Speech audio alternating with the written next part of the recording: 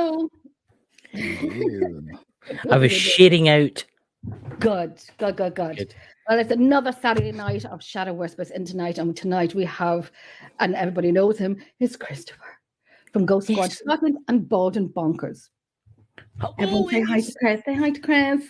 Hello, oh, look, some of my subscribers are here already. Come on, everybody. Come on, everybody. Subscribe to Jenny. Come on, we need to get Jenny to 1,000 subscribers, guys. There's Dots in. He lives near you, actually.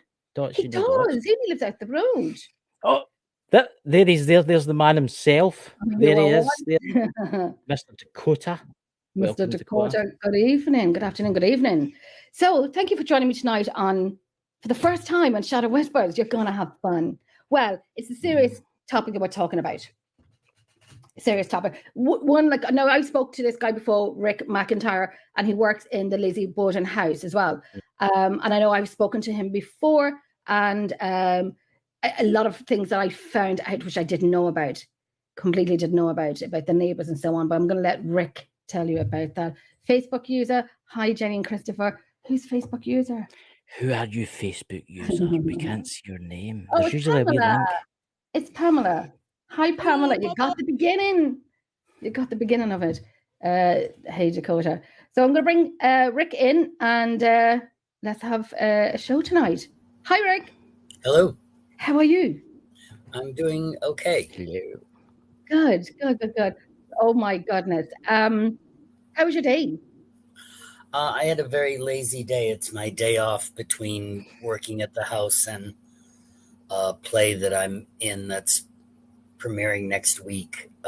Wow. So I mostly slept and at one point fell asleep on Bride of the Monster, a Ed Wood film, and woke up somewhere in the middle of a fictionalized story about the Jesus and Friends. So that was kind of a interesting transition. Yeah, just a bit. I'm laughing. I think it just speaks to Ed Wood's godhood, you know. I'm laughing at Dakota here. Seeing you two side by side, you look like siblings. Oh dear God, Dakota's a funny guy. Dakota's a funny guy. You look like okay, brother. So, you working at a fantastic house, and everybody knows. Anyone that I know knows about the Lizzie Borden story and history, and I've given my opinion on her before. For many, many, many years, I always, and I said this before, sided with her. Mm-hmm. I know, and I did say probably, I just didn't think she was guilty at all. But that's what Christopher. I think she did do it. Do you? I think she did do it. Oh. I know she got off with it. But I think there was something more to what happened that night. Oh. Are you suggesting our justice system is not perfect? Never. Okay. Yes, I am suggesting that. I wanted to know the ground rule. Hey, Cole. How's your trip in Ireland, Cole? You have to come back over. You weren't too far away from me. So do you want to give us a wee bit or the history of, because I have a lot of things written down from before about, tell anyone who hasn't seen you on a show before, of the story of Lizzie Borden. All right. Well, on August 4th, 1892, there were two brutal murders in the house at 92 2nd Street in Fall River. Abby, the stepmother of Lizzie, was found murdered in the upstairs guest bedroom, and Andrew on the couch in the sitting room. Mm. From the day of the murders, Lizzie becomes, for some of the police, the main suspect, because many people notice that she's acting odd. She is far too calm and composed for their taste. She's not hysterically weeping.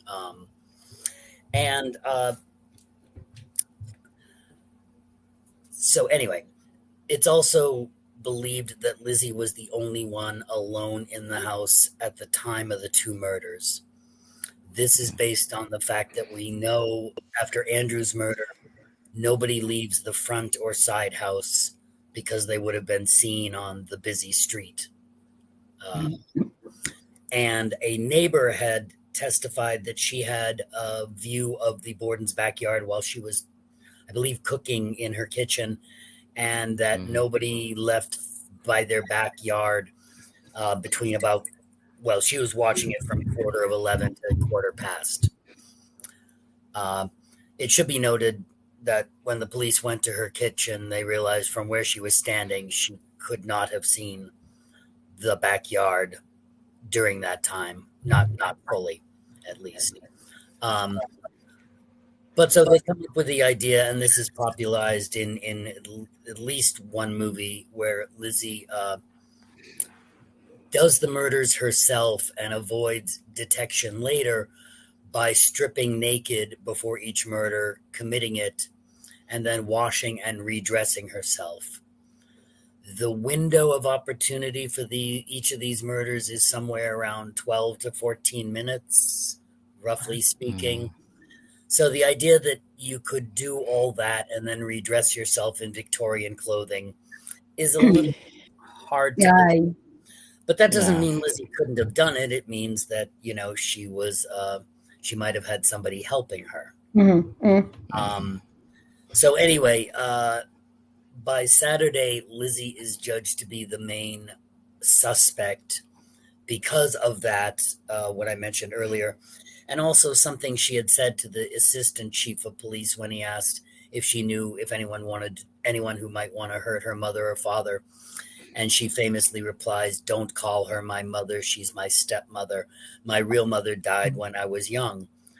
Now, in the books I read initially, the police captain remembers that Lizzie spoke to him that way because he's so offended a young woman would talk to him in his position in that manner.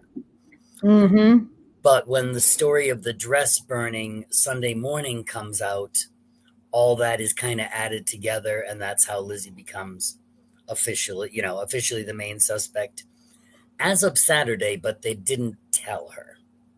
Oh my gosh. And the way the police conduct their investigation is when I do the tours now and I have somebody in my tour who works or has worked for law enforcement, they are alternately horrified and amused by the difference between CSI approach then and now.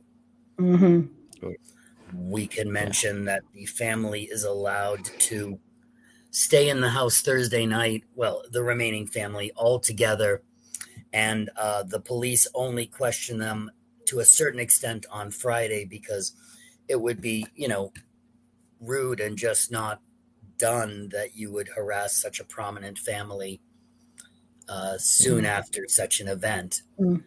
The family doctor gives Lizzie morphine to keep her calm during questioning.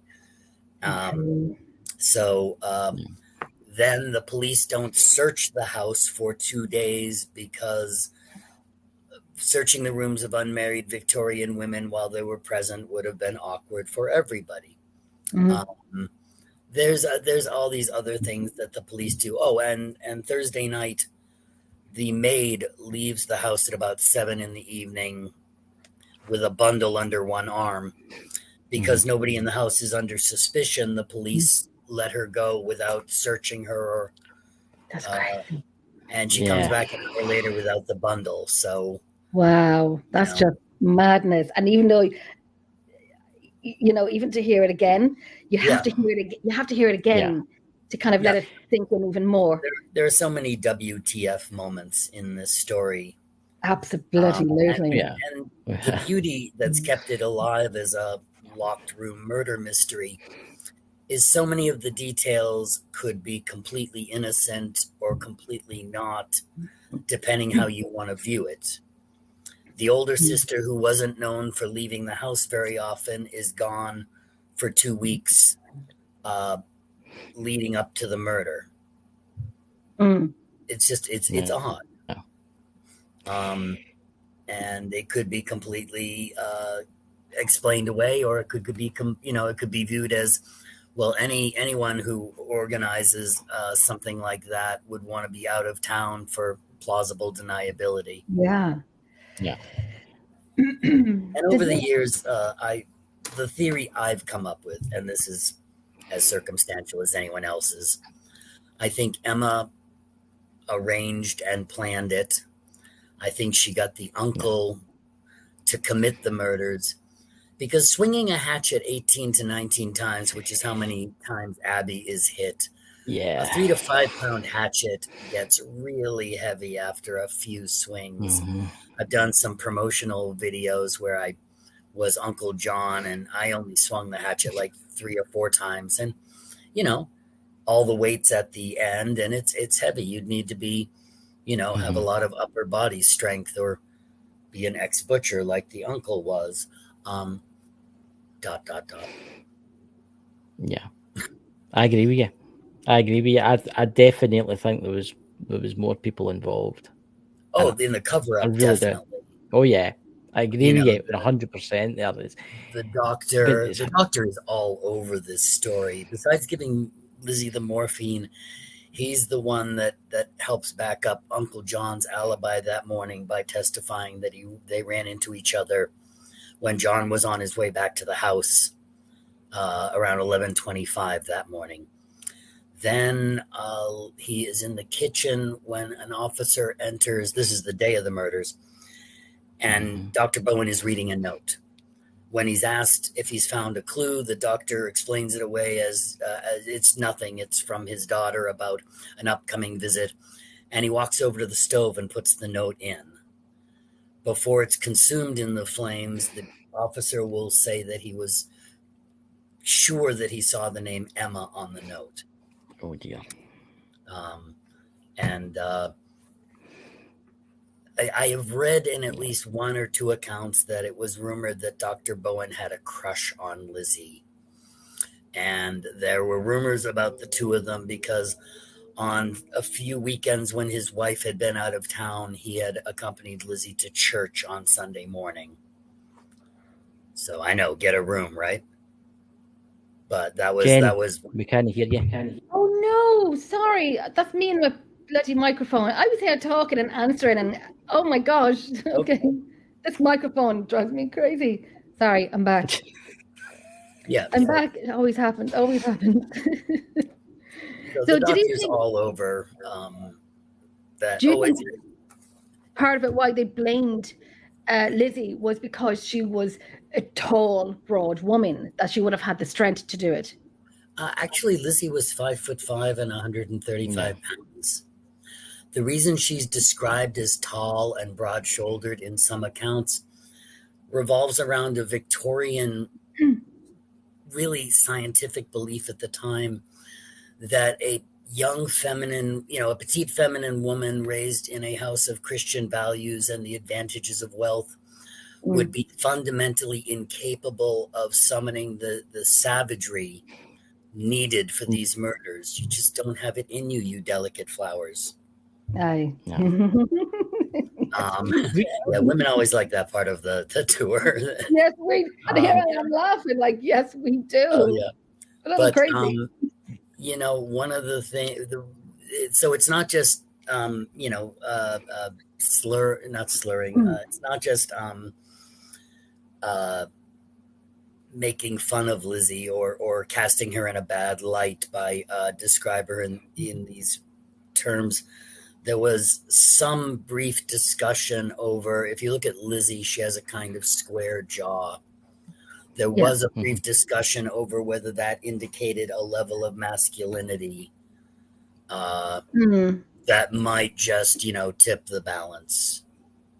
Wow. Did she have special needs? Between the fact that Lizzie's very calm and seems rather matter of fact on the day of the murders, coupled with some things I've read about accounts that friends of Lizzie would describe her as just a little odd, I've heard that. And reading between the lines, I've started to wonder if, what if Lizzie was slightly on the autism spectrum, Mhm. and just was processing emotions differently. Yeah. These are things that wouldn't have been known in those days, but again, would have been used to build the circumstantial evidence against her, because again, there's no physical evidence at the trial that links her to the murder. The famous hatchet head that's found, which, depending on the stories you read, either is found with it, besides the broken off handle, which is what raises some suspicions, there is either a hair and drops of blood found on the hatchet. But when it's tested, they come back as non-human, likely bovine. Yeah. So what happened to the hatchet, out of curiosity? It was given to Lizzie after the trial, who gave it to her lawyer. Her lawyer put it and his trial papers in a metal wash tub and covered them with a canvas. And I think they were found 65, 70 years later by his daughter cleaning out the attic. So that stuff has all been donated to the Historical Society in Fall River. See, that's interesting. I imagine doing something like that. Imagine, here's a memento, the case, the famous axe murders thing. Here, you can hang that in your wall there. I mean, they weren't going to give her parents' skull. That would have been. Oh, wow. Weird. I mean, I did hear that about Lizzie, that she was a bit strange. And she was a bit strange, and that she might have had mental problems. Okay. Yeah. It makes you wonder. She murdered them and thought, oh, well, that's just another day. I wonder what I'll do tomorrow, kind of thing. She might have, the way her brain worked. Because you would get people in society, it's like that. We get people in society that will murder someone and just think, oh, well, better do the garden tomorrow. I just started a book called The Case Against Lizzie Borden.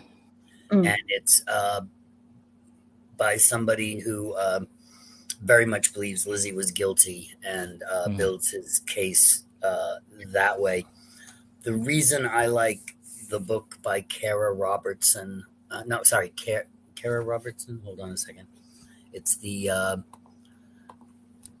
hold on. Just sharing this. Yes, Kara Robertson.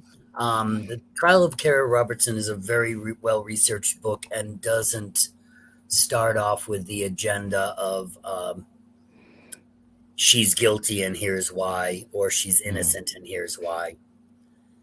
It's very much just delivered, and you kind of make up your own. Wow. Mind. And her name is Carol Robertson. Yeah. I'm going to have a wee look at her book. Also a lot. And so she thinks that Lizzie is guilty. I don't think she, if I remember correctly, I don't think she points one way or the other, which is what I like about the book. Ultimately, Lizzie's found not guilty. Yeah, she was acquitted. Yeah. I mean, although only legally in the public view, she was guilty. Yeah, condemned. And one of the reasons for that, I found out, is that the inquest testimony that was rendered inadmissible before the trial, because on Saturday morning, when after the burial, Lizzie and Emma are visited at home by the chief of police, Marshall Hilliard, and the mayor, John Coughlin. And they're the ones that ask them to remain in the house. And if they need anything, they can ask the police outside. Now, the police have been there since Thursday, but initially for the family's protection. And Lizzie notices the tone shift and asks why they're being treated that way. And they try to pass it off to just wanting to make sure that she and her sister are safe and that they know where they are. Lizzie asks if anyone in the house is under suspicion. Okay. And after, again, trying to not answer directly, they concede that it's Lizzie, that you miss Lizzie. it's quite interesting because I've still got some files up for when I used to research these things, and I'm reading about the maid, the servant, which is quite interesting here. She was 26-year-old Irish servant. Maggie Sullivan was her last name. She had relation to yours, Jenny? I'll have to look her up. I'll have to look her up to see who she is. You see, we're all a little crazy. But the thing they didn't tell Lizzie that Saturday, they just tell her, look, you stay in the house over the weekend, report to the police station Monday morning. There'll be a private coroner's inquest. What they didn't tell Lizzie is the marshal had already written up an arrest warrant for her. That's just bloody crazy. But he was convinced to tear it up by the DA because they didn't have any physical evidence. And the hope was Lizzie would incriminate herself at the inquest. But later it's determined, and this is also a function of class. Lizzie's family could afford good legal representation, and they argue before the trial that Lizzie was denied counsel. And because of that arrest warrant, torn up or not, she should have been told that she was the official suspect as of that Saturday. Meaning the inquest should have been held as an official inquest with her lawyer allowed to accompany her. But because the judge at the inquest barred him from the proceedings, anyway, that's why it was precluded from the trial. But after the trial, the inquest was released for the public to read.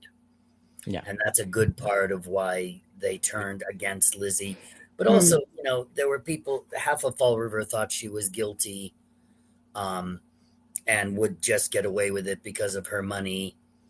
And I think a lot of people that didn't want to see her go to the gallows, you know, didn't necessarily think she didn't do it, but that there might have been reasons behind it or what have you. What do they think? What did they ever say what motive that Lizzie would have had to kill her father and stepmom? The first motive they mention is the money, but Lizzie and Emma both had savings that in today's money would be somewhere around $100,000. So the idea that she was afraid of being put out on the street with nothing or that her father would cut her off, you know, wasn't as stark as it's made out to be in some of the movies. There's the rumor that the reason they're living in a modest house well below what they could afford, a house without any electric or gas illumination and no running water or flushing toilets, even though that stuff was available. And they're also living in the middle of an Irish neighborhood, which is going to be very socially isolating for native-born Protestants of English descent. So there's some theory that along with Andrew's very restrictive nature, that it's a cover for incest. Okay. Wow. There is one squirmy detail that the only ring Andrew ever wore was a ring Lizzie had given him when she was like 12. And it just, you know, in America, we have these things called, you know, promise rings, something, promise rings, where young teen or preteen girls vow to their fathers to stay virgins until marriage, and it is symbolized by a ring. And that's just ew, you know. That's a little bit. That's more than a little bit creepy. So there's the rumors that there was some kind of incestuous relationship, or that he may have been visiting Bridget at night, as was his right as her employer, kind of thing. So there's motives there. If Emma was the one to tell Uncle John the horrible truth of what's going on in the house, that would be sufficient motivation for him to protect his daughters, and killing Abby removes the main impediment between them and their inheritance. Yeah. I mean, her father wasn't a nice man. What No. I've heard. No. No. And I don't think he's still in that house to this very day, obviously haunting it. Afraid to cross because he obviously afraid of what's going to happen to him. You know, I mean, Maybe. Yeah, I mean, there's the a things second that he did. poem, or second verse to the famous Lizzie Borden poem. You know, Lizzie Borden took an axe. The second verse is Andrew Borden now is dead. Lizzie hit him in the head. Up in heaven he will sing. From the gallows she will swing. Wow. So besides the number of wounds that they get wrong, I sometimes joke that we also don't know if Andrew had a singing voice or where he finally ends up. One of the stories about Andrew is, and this isn't particular to Andrew, but just the wealthy in Victorian times, as opposed to the wealthy today. But he settled a strike at a mill he had invested in, by agreeing to give the workers the raise they wanted, because he also owned the apartment buildings they rented their homes in. So you can imagine what came in the mail next. Yeah. And when he was young and an undertaker building coffins, there was a rumor that Andrew Borden will charge you for an adult coffin for, you know, your dear relative, and then cut the legs off so the body would fit in a child's coffin, and he would pocket the difference. That one's I think pretty demonstrably untrue, but it just shows the fact that he was not a popular man, even amongst the other wealthy. He was rude, short-tempered, very brusque, and didn't take part in any, of the recreational things his wealth would have afforded the family. Wow. Very dour man who lived very simply, and that may be because he grew up poor. He had 8 siblings, and his father pushed a fish cart, I think. It might have just been that type of personality, the type of person that doesn't like to spend anything. Yeah. I mean, you get them. Get what I mean? But what I've heard, as him as a spirit in that house is quite bad. I mean, some of the stuff that's happened in that house. Can you tell us a wee bit about some of the attacks and stuff that's took place? Well, I haven't really witnessed any attacks, although I've had a few people come up from the cellar and show either scratches or red marks where they said they were slapped. What I get a lot of is people either overcome or nauseous, who just need to get out of the house.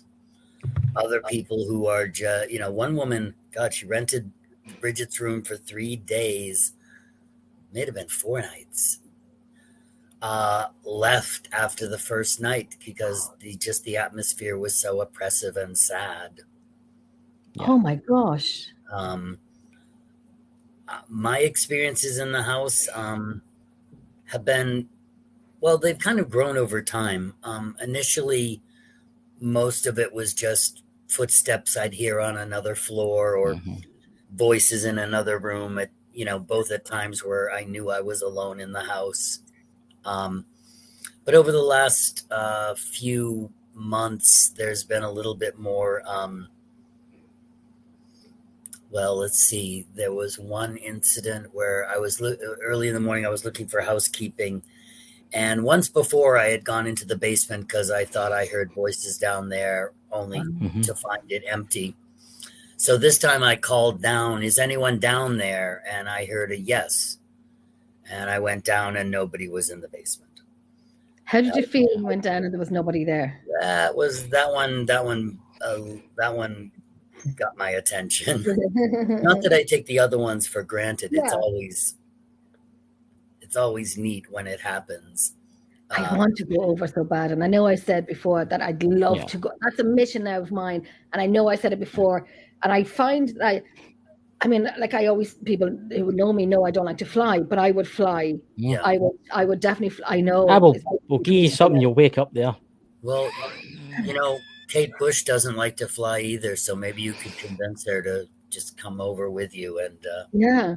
Okay. I definitely will, because I know I said before I was very with the lady next door with her children. I was very upset. Yes, Eliza Darling. Yeah, that's interesting. Well, let me tell you just about two more things, because they're fairly recent, and one is very supernatural and one is very normal, but still weird. I was facilitating one of the ghost hunts where we let people, you know, go around the first floor and the basement with paranormal equipment. And it was a rather large group, so I had them split into 4 smaller groups. And I went out to the barn gift shop to replace some equipment that the batteries had stopped working on, which is another thing that happens. Electronics will just, you know, batteries go dead. Yeah. So I'm coming back from the gift shop, and I noticed there's this very tall, thin girl from a group that was in the front parlor. Only she's in the kitchen and she's looking around like she's looking for somebody or something. And something broke my eye contact for a second. And when I looked back, literally a second later, I couldn't see her. Yeah. So I went into the house to see if she was, you know, in the back hall, and she wasn't. There was no one in the kitchen. I asked the people in either, you know, the sitting room and the dining room, had anyone come through in the last few minutes, and they said no. And when the groups were shifting one room to the next, no, it was the end of the evening. At the end of the evening, I asked the young woman if, while you were in the front parlor, were you looking for me in the kitchen? And she said no. And I said, oh, okay. Because I wasn't going to tell her what I had just seen. Yeah. Only, you know, as I'm turning away, she's like, why? Like, she's not going to let it go. So I told her, well, I think I just saw something that was wearing your face. And not in so many words, but, you know, like, I was sure I saw you in the kitchen at a time you weren't. Oh, wow. She was like, something's wearing my face. I'm like, I don't. Yeah. Would it be like one of those, what do you call them, doppelgangers? Yeah, I don't know. We were talking about that last night as well, doppelgangers. And then on a recent tour, as I was standing in Lizzie's room facing the second floor landing, and there were people in the doorway, I saw something duck behind them, and I figured it was housekeeping because it was early in the morning, and they try to keep out of the way if they're still taking care of stuff. Oh. But the person didn't come out on the other side and go into the John Morse room. And at that point, the people shifted a little bit. I could see there was nothing behind them. Okay. So I've started seeing and experiencing a little bit more. You probably will more. You probably will more often now that you have seen and heard. The normal but disturbing experience. We sell these foam rubber axes, hatchets. You know, they look fairly realistic. If you look at it. Right. Anyway, housekeeping found one of them stashed in a cabinet on the first floor that somebody had wrapped a bunch of rubber bands around the bottom and then wrote my name in red with a heart around it on the shaft of the hatchet. Oh, my God.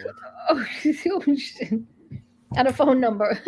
No phone number, no name, no nothing, no. That's a little bit.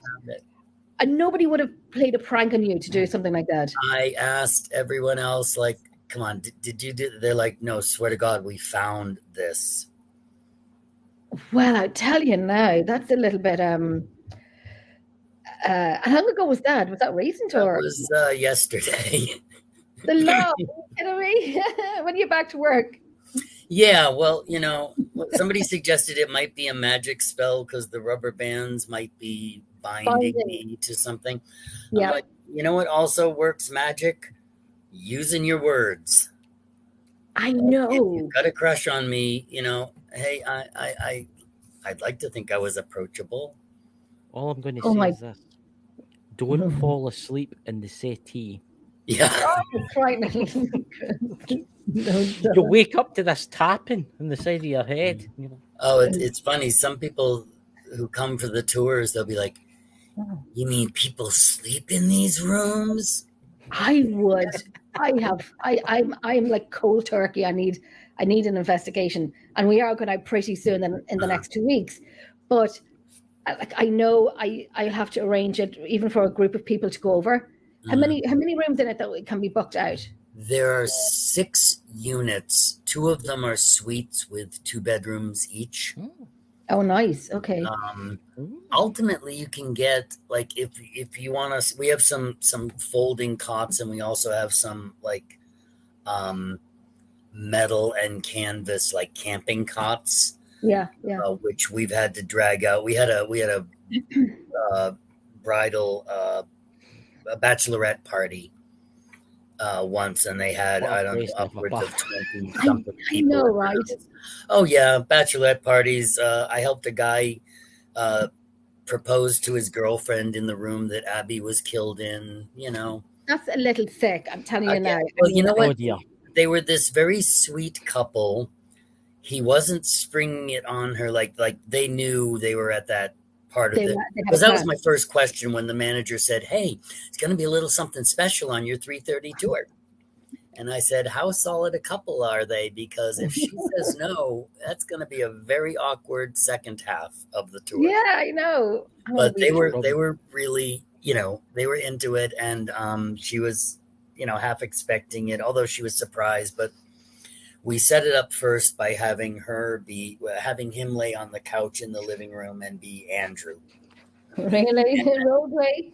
Yeah, because I get to, joke with her like, I know you love him, but do you like him? No, I like him too.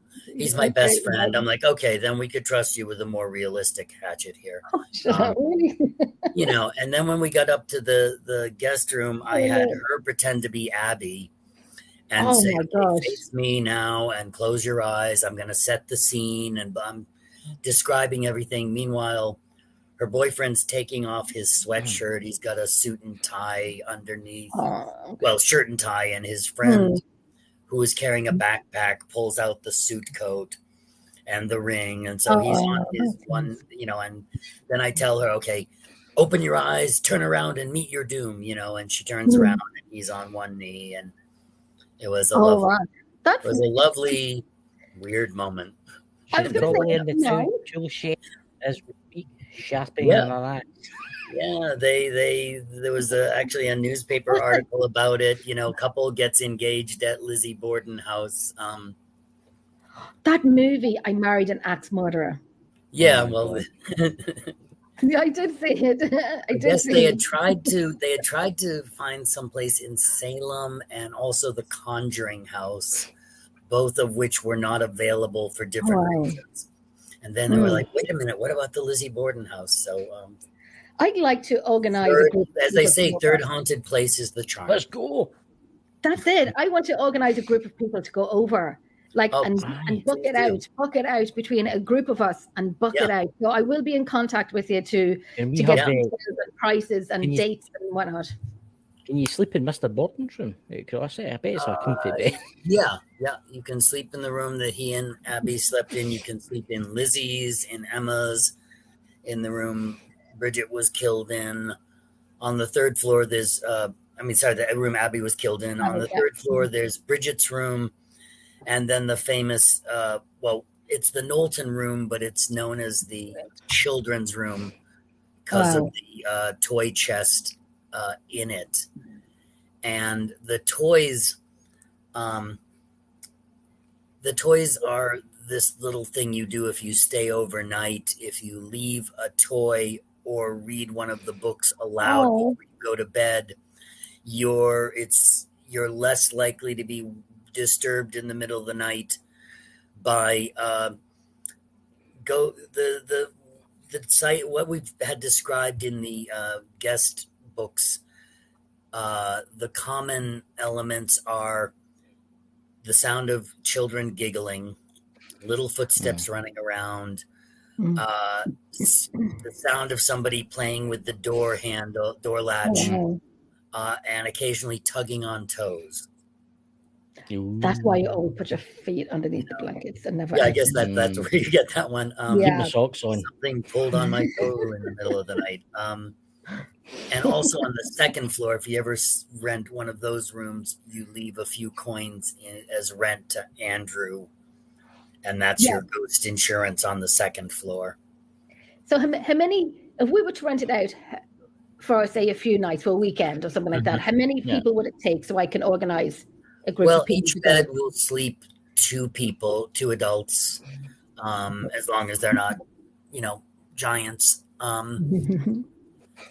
So let's see, 2, 4, 6, 8, 10, 12, 14, 16. Comfortably 16. You could also get up to 20 with cots and the like. Okay. Hands up, anyone who wants to come. I'm going to organize it to go next year. What you do is go to lizzie-borden.com.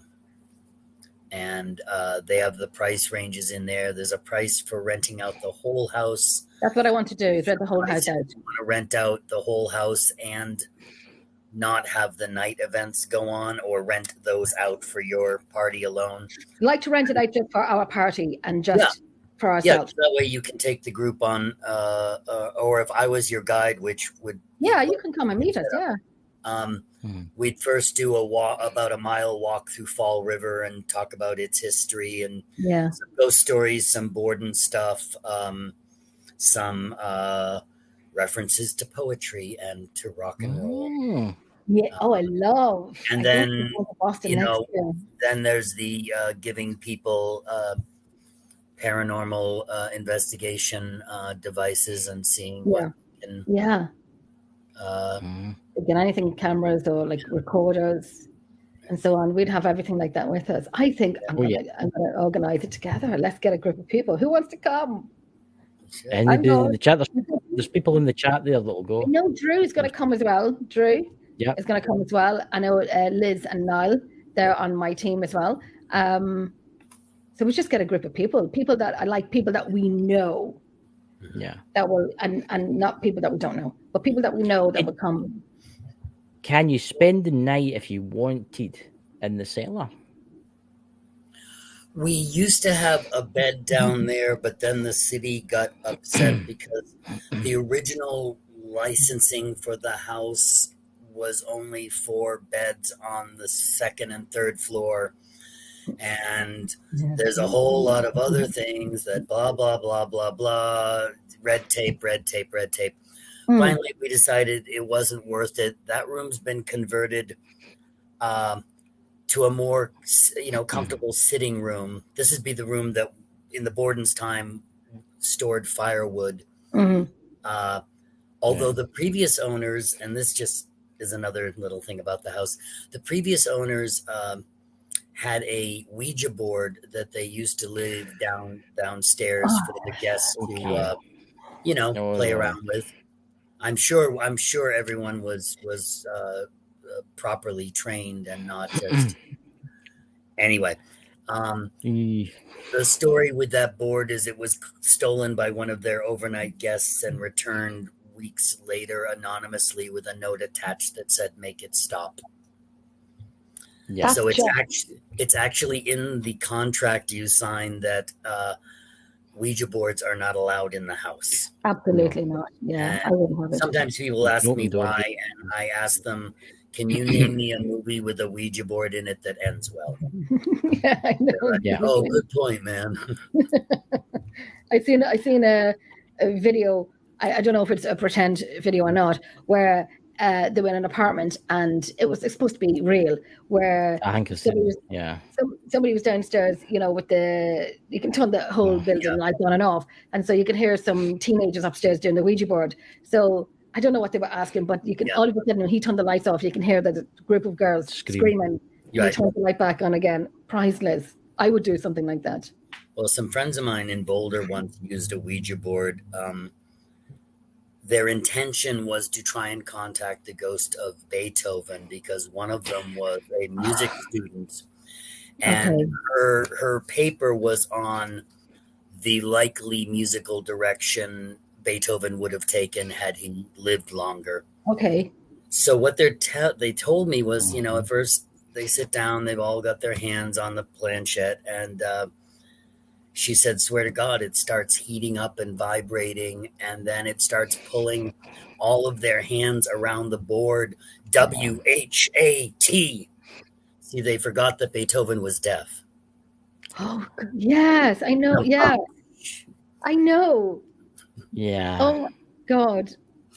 Sorry, I love that joke. No, I know. That's what I was going to say. He was deaf. That's what I wanted to even bring. Yeah. Like, I know we were talking before about investigations, and I want, I know a little bit of sign language, that I would like to start doing sign language. And then people would say, how would you get your responses back?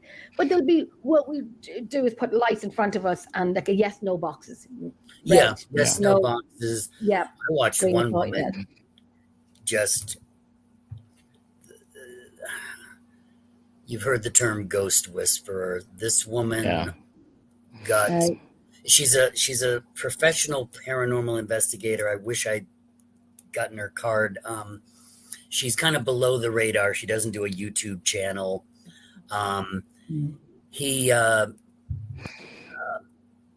She got an ordinary flashlight, and I took this thing apart completely. It's the kind of flashlight you can buy at a discount store for $5. And she was getting something to turn it on and off. Yeah. Even I love that. Half illumination for maybe responses or unsure or don't want to answer. And, just was able to draw out of that house so much activity. Wow.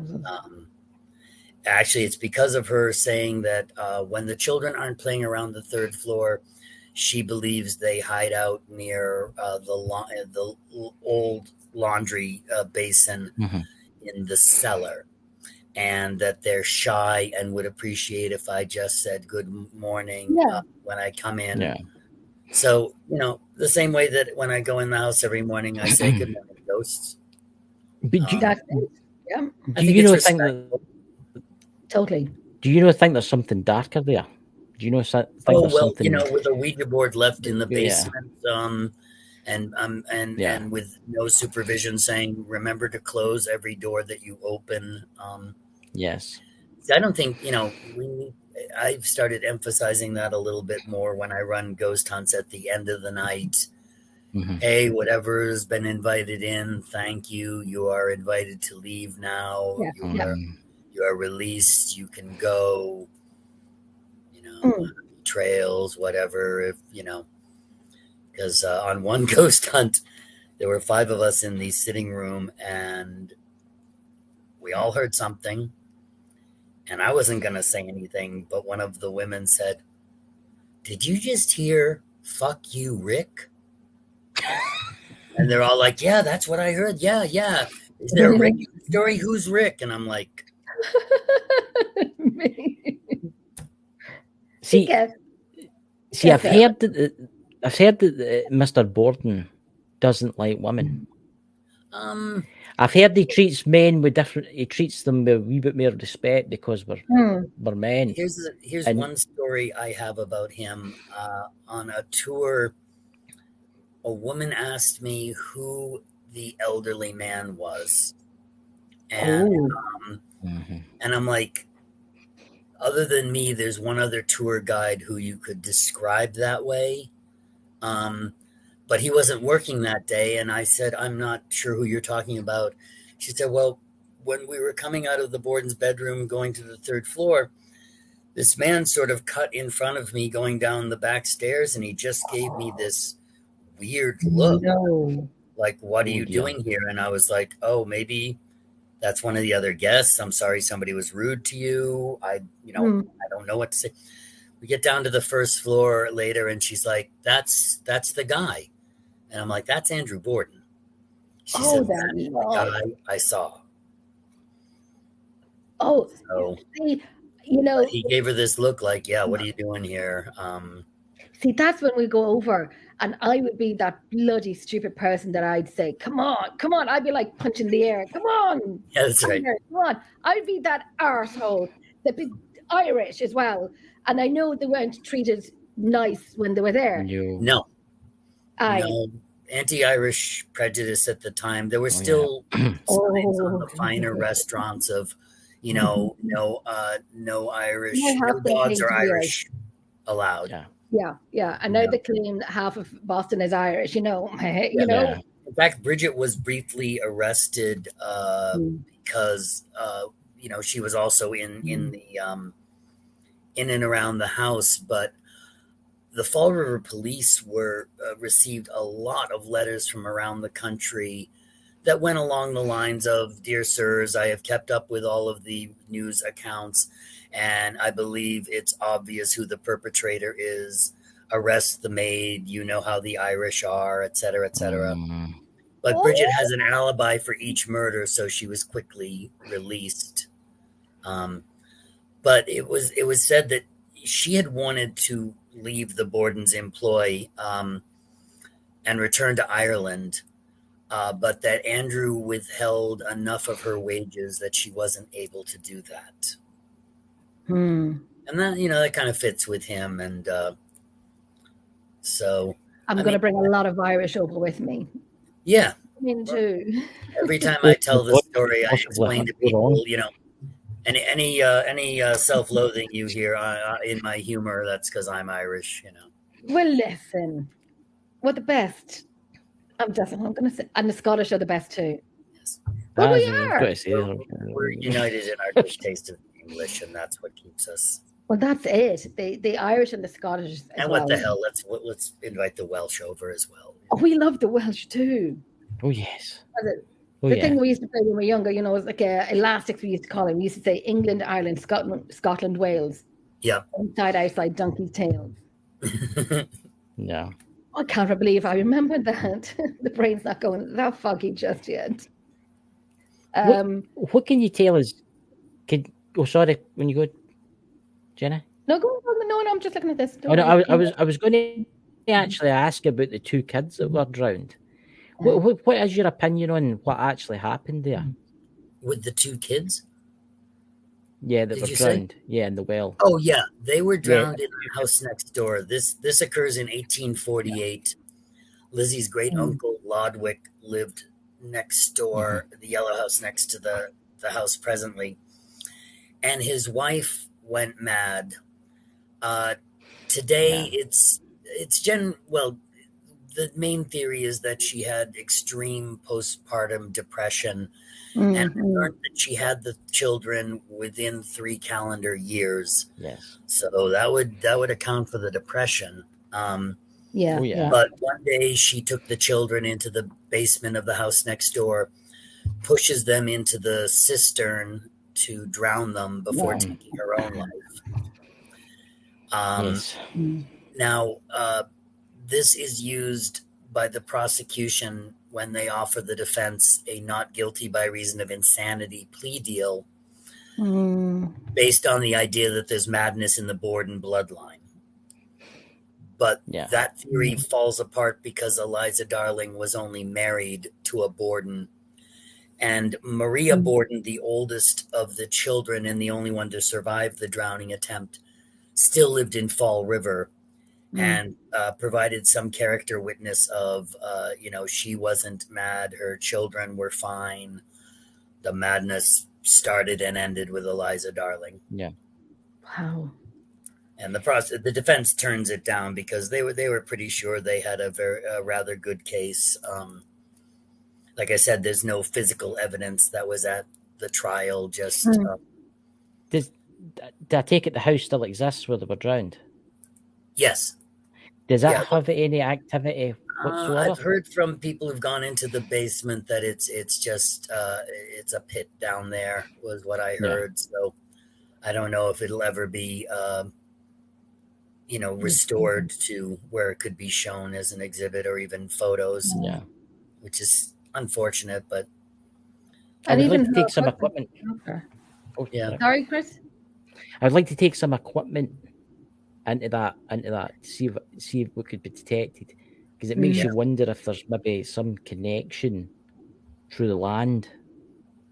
We were talking before the show. It makes you wonder if there was something more malevolent there that's maybe possessed Lizzie Borden. You don't know. Maybe something that made her do these things. Something old and ancient from the land. Yeah, we've got one of our newer guides who is just she's very into spending hours online in the library archives, reading newspapers from pretty much the day of the murder on. She's discovered a ton of interesting facts. Things about Fall River history, things that tie in with the Borden story. Some stories from when she used to work at the post office, which has its own hauntings. Does it? Yeah, according to her, there's a basement where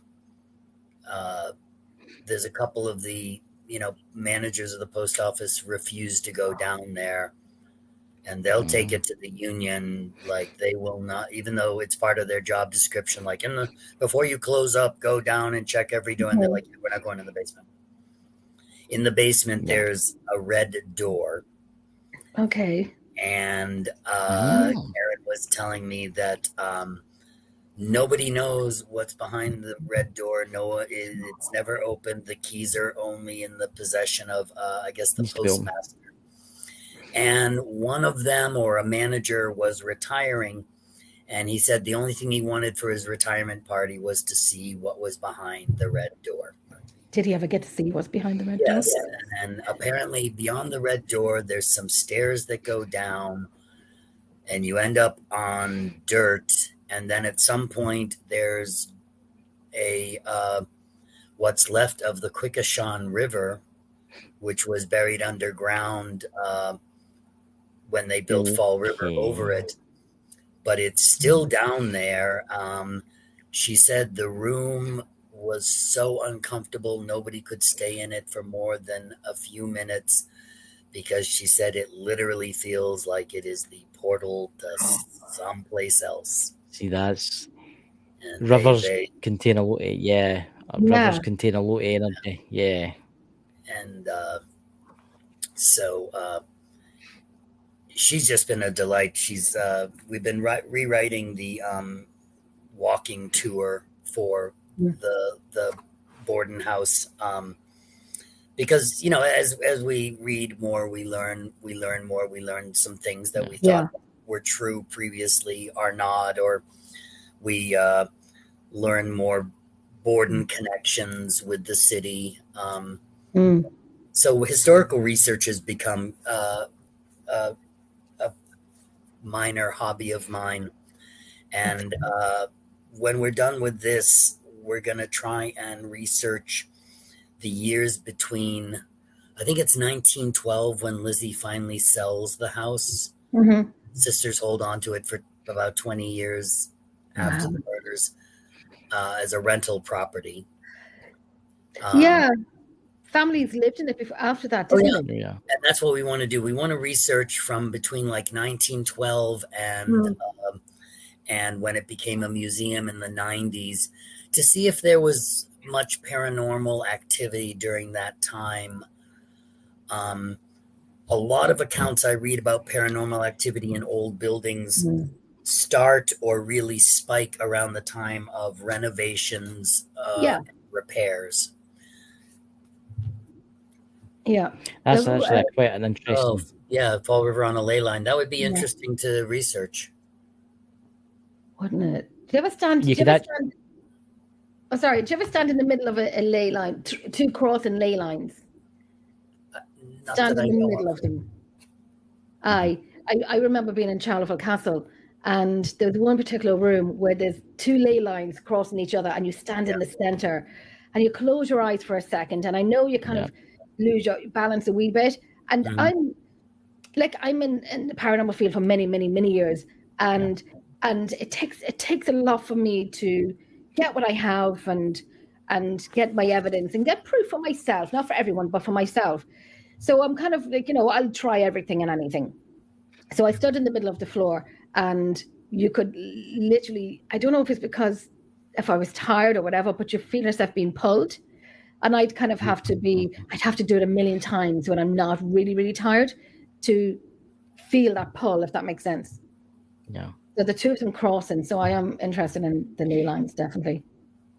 There's a map out there you can look up. It's called Ordnance Survey. I know they do it for the UK, but if you go, they might do it for the United States.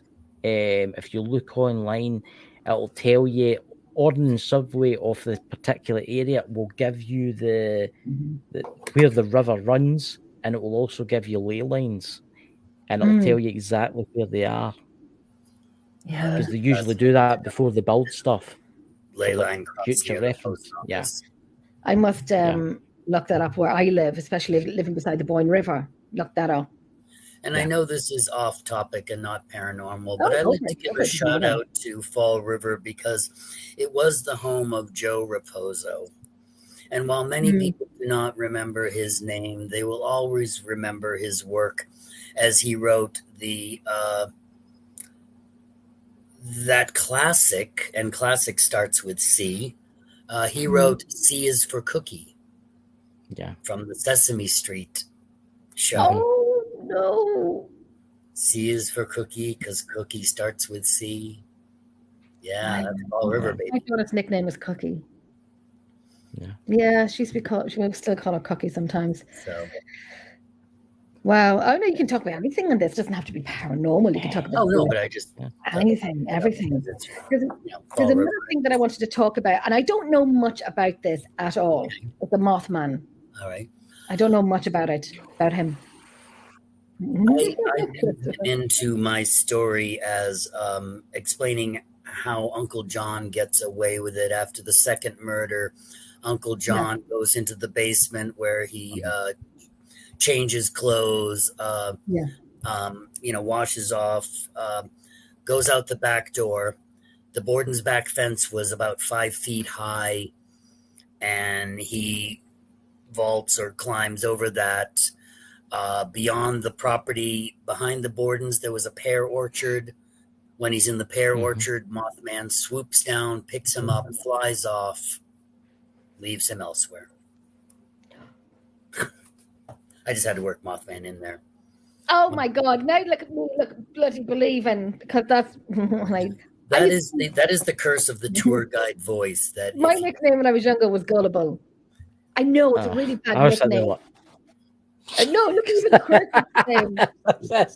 No, but sometimes you can do that where you just tell people, "Oh no," and sometimes on the walking tour when we passed this, multi-level parking garage, I pointed out saying, now, of course, in the 1890s, that would have been all carriages and coaches. The horses were kept on the upper floor so they could get sun. And people are like, no, that makes sense. I'm like, no, I just made that up. Even I get that. And I was worried, like, oh my God, I'm not going to get the, because my twin called me Gullible. Gullible Jenny was my nickname. Among many others, which I'm not going to say, but Gullible Jenny. So, gosh, you could spin me in line and I'll believe you. So, Mothman is a West Virginia cryptid that there are sightings that go back apparently much longer, but most of them seem to start in the late 60s. People driving along deserted roads, teenagers making out, that sort of thing, report seeing something that's vaguely man-sized with these large wings and big glowing red eyes. It often keeps pace with their car and will zoom over it and not really attacking, but kind of dive bombing the car. And anyway, I think it's 1967. There is a sightings of Mothman in Point Pleasant, West Virginia, around the Silver Bridge. And then on, I think it's Christmas Eve of that year, there's the catastrophic bridge collapse. That's right. Which killed a number of people. There's some people thought the Mothman caused it. Some people thought it was a what would you call it? A kind of harbinger of death kind of thing. Yeah, it was about 46. It was around about 46 people died. That it was trying to warn them somehow that it's a harbinger of doom or a harbinger of disaster. And I guess it's West Virginia's cryptid, the version of the Jersey Devil, the Bigfoot in the upper northwest. Although I've been reading a lot. It seems like every state with any good amount of rural area has a hominid kind of myth. Bigfoot, Jersey Devil, monster, something. There's a live on Facebook where you can watch the statue of Mothman.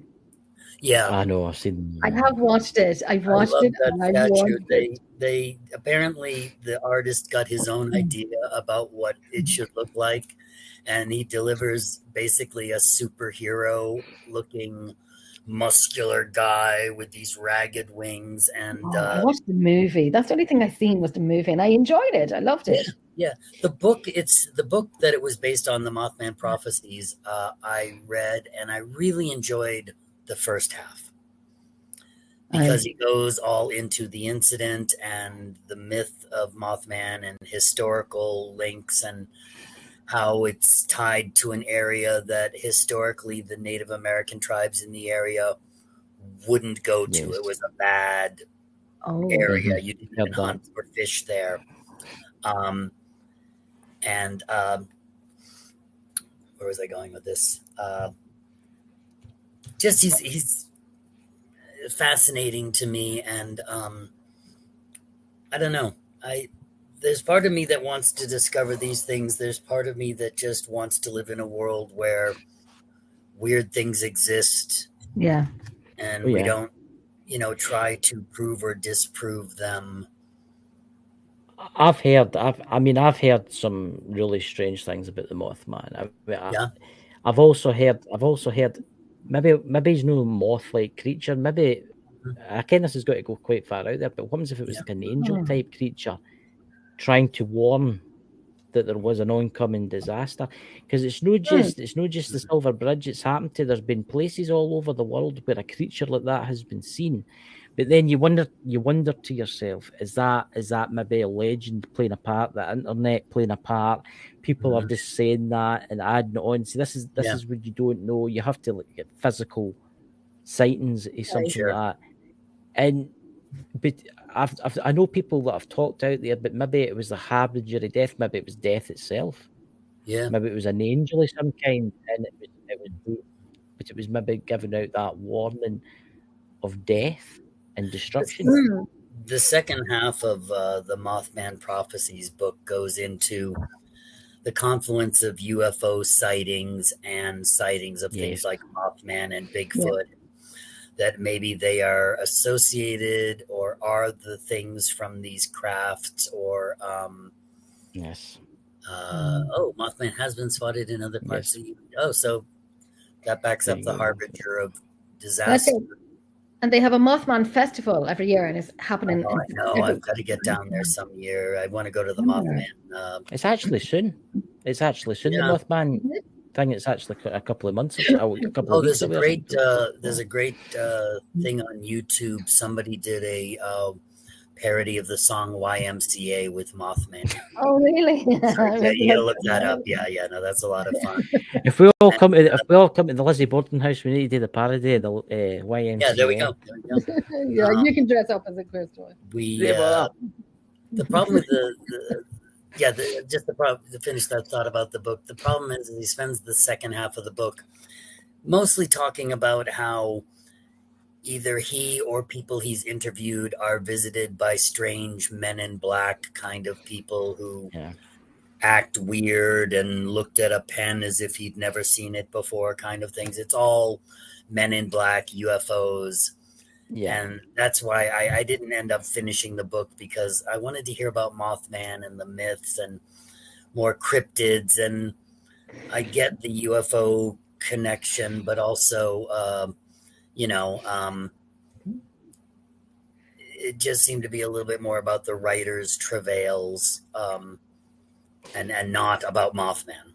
So yeah, I've heard that in the UFO community, because Mothman does get brought into the UFO community quite a bit. Yeah, because it's not just that. There's been like places around the world where there has been a creature looks like a man with wings and red eyes seen. Right. That's what I'm reading up here now. At certain places before big disasters, like Fukushima, for instance, there was UFOs there, but there was also weird-looking creatures seen flying about. But there's no evidence to support that. Okay, I mean, there's evidence to show that there's UFOs flying over Fukushima before it went bad, but there's no like evidence pointing to like a black man with glowing red eyes and big wings. Okay, I mean, flying about. Tall with white wings. Yeah. Yeah. So November the 5th, 1966, two young couples from Point Pleasant, is it Roger and Linda Scarberry? Yep. And Steve and Mary Mallet told police they had seen a large white creature whose eyes were glowed red. 7 foot tall and white wings. So do you think if he turns up before something, my dog just fell off the table.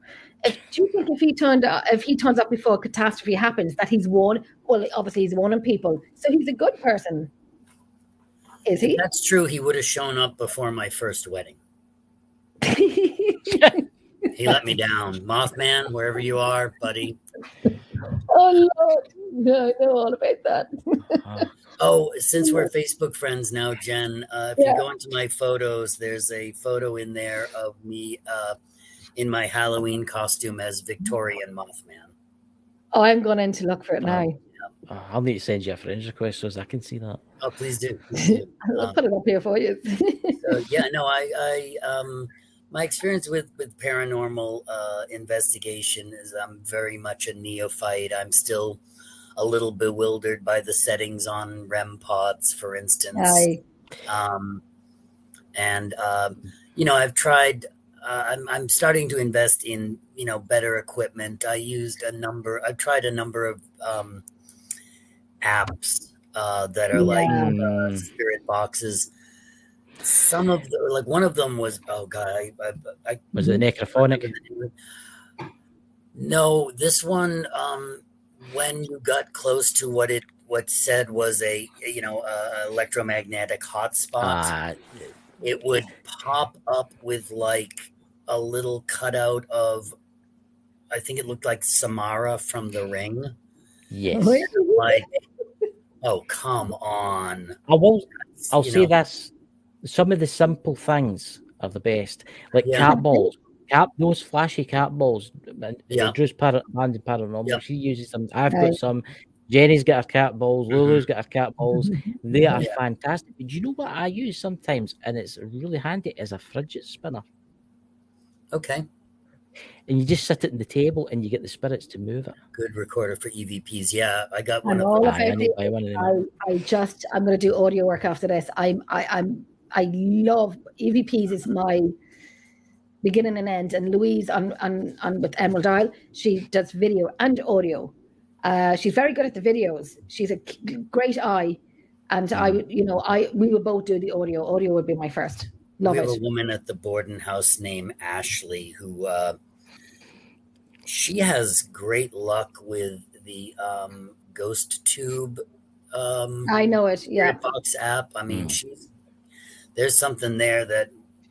Well, it doesn't seem to like her. It keeps calling her slut. But other than that... Oh, listen. I always say take a tip and get in line. The interplay between what she's saying and the responses she gets back, she just seems to, I don't know, key in a little stronger than I'm able to consistently. Yeah. So shout out to Ashley at the house. Hi, Ashley. Hi, Ashley.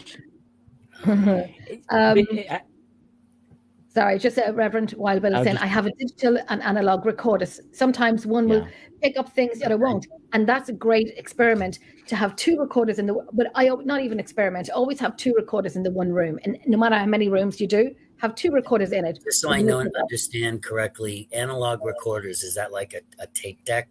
Yeah, yeah, like the wee tapes that you get. Yeah, okay. Yes, yeah. Gotcha. I have one of them as well. Yeah. Gotcha. Good idea, Bill. Thank you. I love the digital recorders. I've actually got one. Yeah.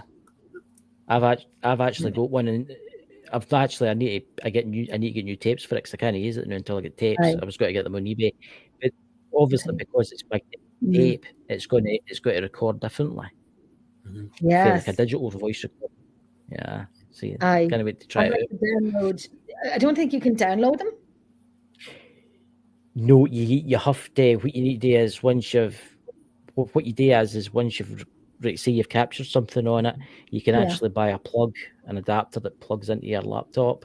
Okay. Or you can plug it, or you can play it to your voice recorder, your digital one, and transfer it over that way. Oh, that's but good. You can actually buy an adapter. A lot of audio work to do. My goodness, I'm ashamed to say how much audio work and video work I have to do. I am. When you kind of lost your mojo a wee bit and you kind of go behind a little bit. Yeah, I was there for a bit and now I'm getting a kick up the arse in my mind to say, right, I need to, because we have new locations coming up. So I need to clear everything off to start fresh and I don't want to not do the work that we did before from Leap Castle, Redwood Castle, the museum, that I could get something amazing and then miss out because I just can't be arsed and delete, which I have. That's my own You should fault. share that one that you did in the museum. That one, honestly, the one where it goes, yes. Yeah, I'll send it on to you, Rick. I'll send it on to you. You need to listen to this. It's brilliant. It is brilliant. I kind of a woman on it's a great location. Hunt who asked the spirit because she had been in the dining room and kept hearing come down, come downstairs. So she's in the basement and is asking, do you want, who are you trying to talk to? And I'm trying to remember the woman's name, but let's just say it was something like Havlicek, some uncommon Eastern European name. And not only did the spirit box say her last name, but it did it with the old country pronunciation of pronouncing the CH as a K, not a ch sound. Aye. But that was slightly less disturbing than the woman I overheard, and I went to check just to make sure I overheard correctly. She was in the basement trying to communicate with the ghost of Andrew Borden. Mm-hmm. For the purpose of getting him to come up to, she was staying in the Bridget room. She wanted Andrew to come up to her room and she was ready to get it on with him. She was down for some ghost sex. Oh, yeah. Is a woman in her later 50s, and I'm like, are you trying to seduce Andrew? She was like, oh, yeah. Okay. Oh, my gosh. Okay, well, I married a ghost. I'm divorcing my ghost husband. I married a ghost. There was that case where the woman had married a ghost of a dead pirate. I know her. And then I know her. She used to live in Drogheda. Yeah, I do. I know her. She used to live in Drogheda. We used to do rescue together. Yeah, I know her. Really? Amanda, yeah. And then she got a divorce because he never turned up. Well, he ghosted her. I'm going to slap the two. Sorry, I had to. That's how good you know. They got married, but they got a divorce because he kept coming home smelling of beer. That's right. He kept out with friends. I know Amanda. She's because I do rescue on the show. Yeah. I know. I said it to Amanda a year or two ago, to come on the show and whatnot. So I will get Amanda on the show. I will at some point. I hope I will. Like, I hope she says okay that she'd like to come on. But we are, I did ask her about 2 years ago. But she's originally from Drogheda, but now she lives up the north of Ireland, up in Belfast. Yeah, but I can try that. And Chris, do you want to come on and co-host? I'll come on and co-host. I'm just sitting here in shock. You know, I didn't think you knew her, but there you go. There's another woman. She was on British TV, and she got married to another ghost as well, but they were divorcing as well. Yes. Honestly. Yeah, they were divorcing as well. You know. Do you ever see? No, I shouldn't say it. No, it's just people get. No, actually, I always say I shouldn't say it, but then I proceed to say it. Say it. I know people who get married to objects. I've heard that. Yeah. Yeah, I know. That's why I said I shouldn't say it. I can't cast shade because I got married to people twice and it didn't work out. So you know, maybe they would. And try a ghost next. If you're going to do it again, try a ghost. Oh yeah, maybe try a ghost. Do you ever see, like, there's somebody in my house? My dog is old and he would think he's dementia now. But I remember doing a recording session in my house one night, and I was, you know, Jenny being brave and whatnot. Mm-hmm. And I remember sitting with my recorder, and I had a few G&Ts, as you do. And I'm sitting on my, I know, that's when I'm brave. And I'm sitting on my own. Yeah, a guy got married to his car. He did. Oh, dear Lord. He did. And I remember, because I know there's a man in my house.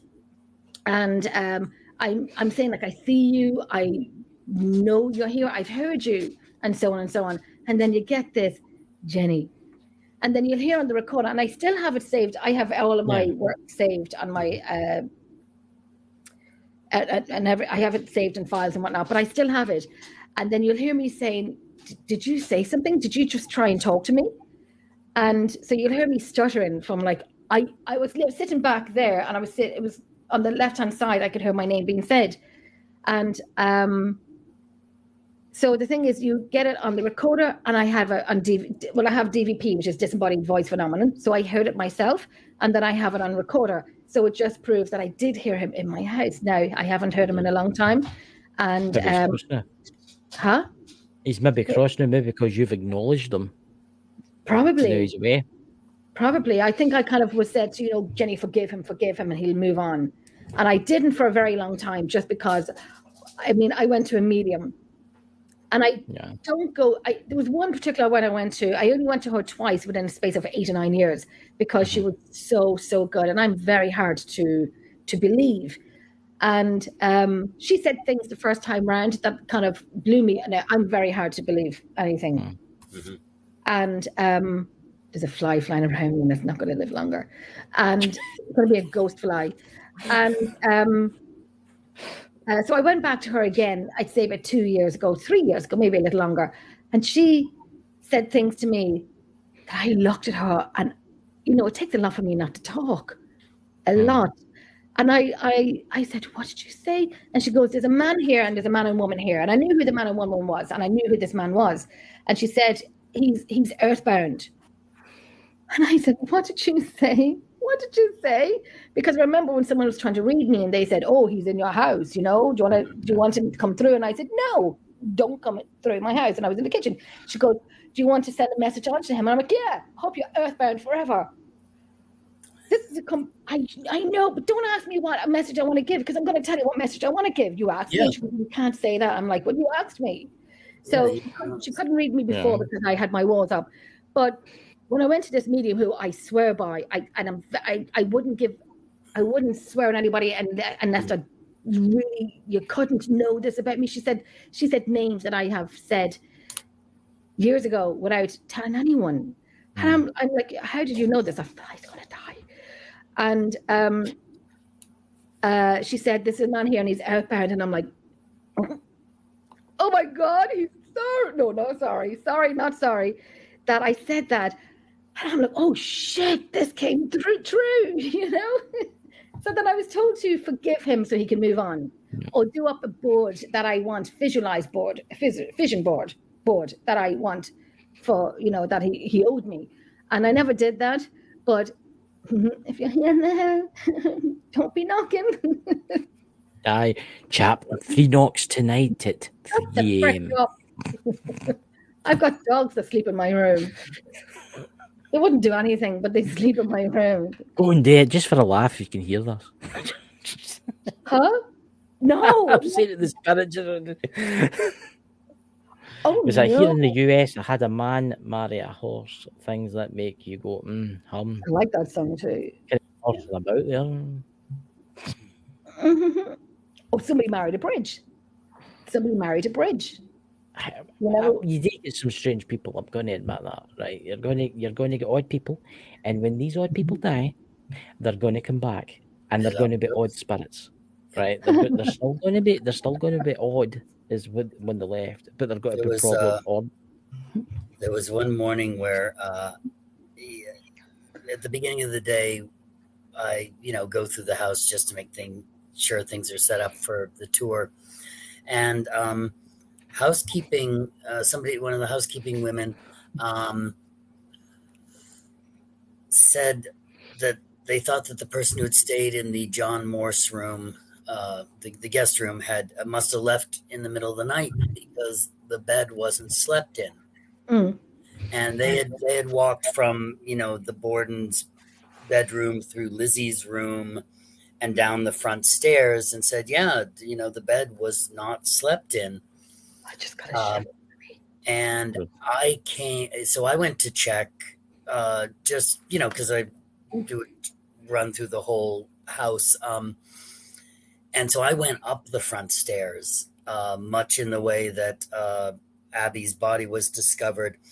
And it was similarly by coming up the stairs and being able to look into the guest room and seeing underneath the bed that I picked up that he had put down one of those camping sleeping pads and his sleeping bag where Abby's body. Oh my God! Are you kidding me? I mean, I don't that's know where he slept that night, and I'm like, okay, you're going down in my book. I don't get it. I would, I mean, I don't know if you've ever seen the picture of Abby, and it looks like she's on her hands and knees. Yeah. I tell a joke that I may go to hell for. I call that photo Abby does downward facing dog yoga. I know. But there's a special place for you. Yeah, but I think that guy who slept where her body lay is going to get there first. He's phoning you the new because he's watching this. That's right. But oh Lord Almighty, that's crazy. Yeah, well, that's another thing. The photographers, the police photographers, mess with each of the body scenes. They put part of Lizzie's. One of the lies they thought they caught Lizzie in was she described taking her father's shoes off before he napped. And in the photo of his body on the couch, you can see his shoes are on. Yeah. That was because the photographers... Now, Andrew wasn't a popular man, but he is, a respected man of industry. Mm-hmm. And it would have been very embarrassing for him to be photographed in his socks. So they extended that courtesy to him in life and slipped his shoes on before snapping that photo of him. Whoa. Similarly with Abby, when her body hit the floor, the dress and undergarments bunched up around her waist, which would have left her legs naked and exposed. And in Victorian times, that's pornography, basically. Mm. So whether it was for, modesty, propriety, or Abby's dignity, they put a folded bed sheet over her lower half, and that's what gives it the optical illusion that she's on her hands and knees.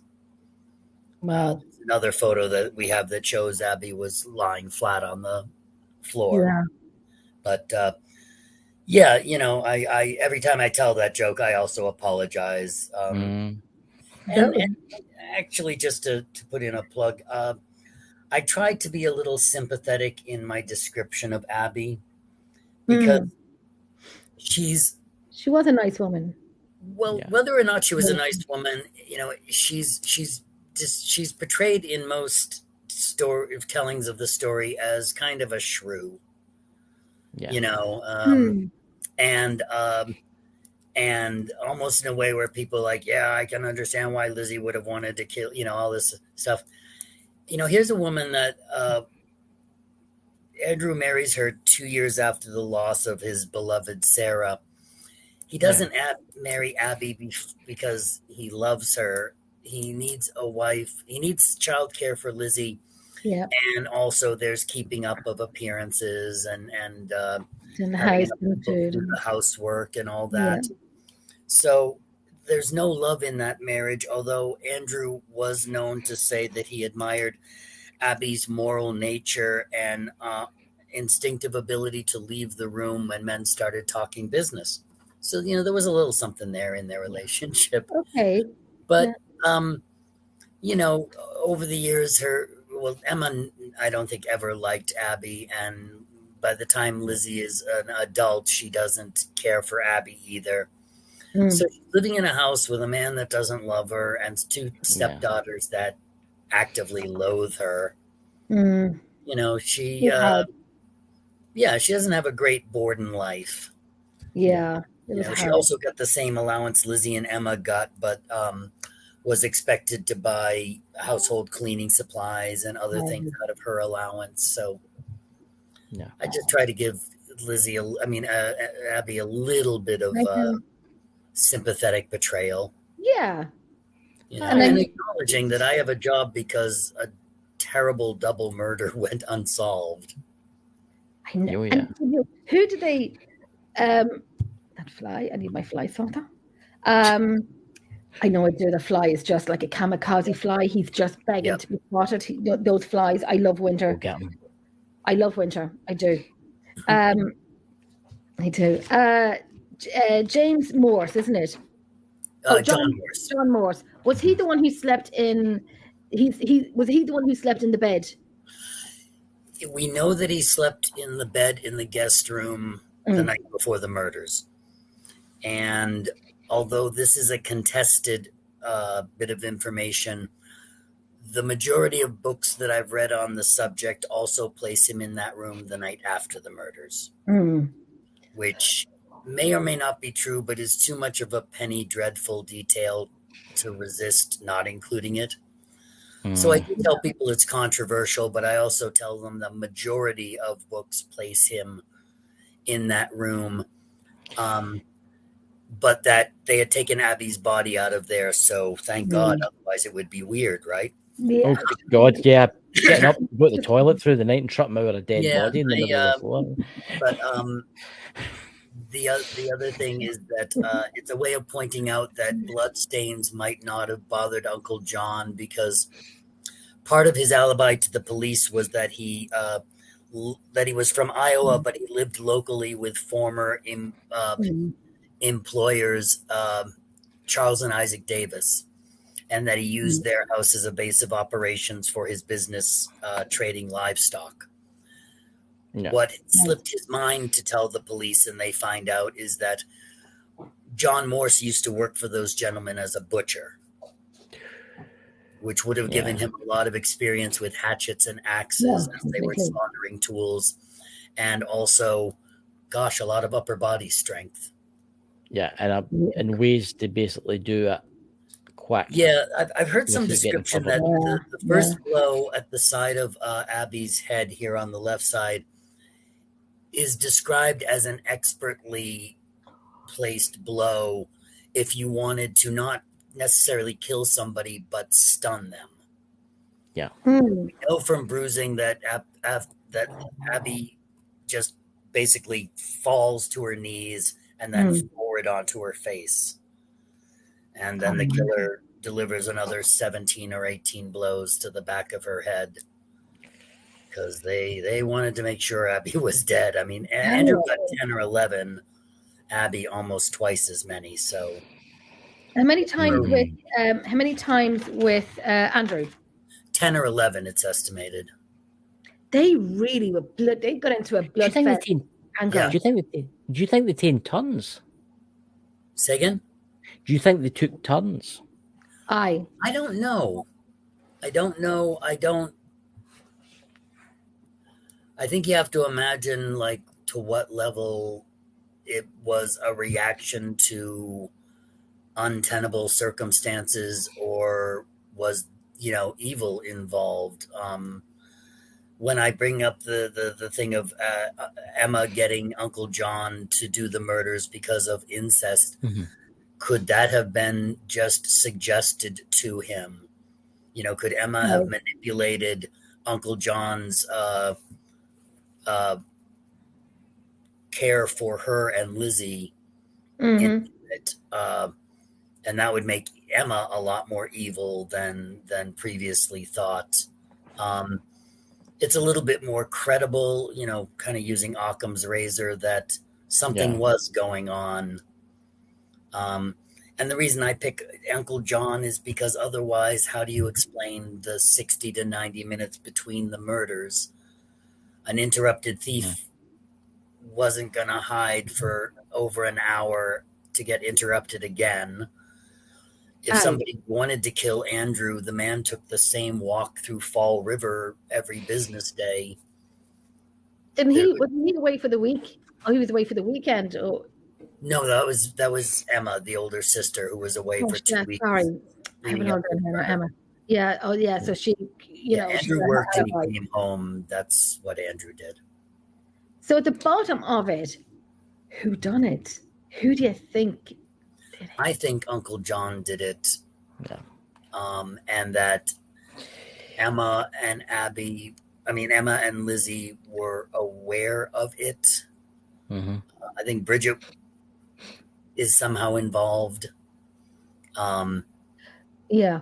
And then you just have to decide, if maybe Lizzie did not know about it, but because she acts odd and ends up the suspect, they ride it out because it's going to be impossible for the prosecution to prove a case where they're not going to have a murder weapon or any other physical evidence that would link Lizzie to the murders. I mean, it's a cold-blooded decision, but it's like any other theory. It's possible, but other people could say, no, that doesn't fit because this, and other. And that's what's fascinating is, I'll read this book and I may end up at the end of it going, wow, I think Lizzie really did do it. There's, or I could come out just, God damn it, it was the Loch Ness Monster. They never asked about all the water on the floor and the flipper marks in the backyard. Why was that? Mr. Scotsman.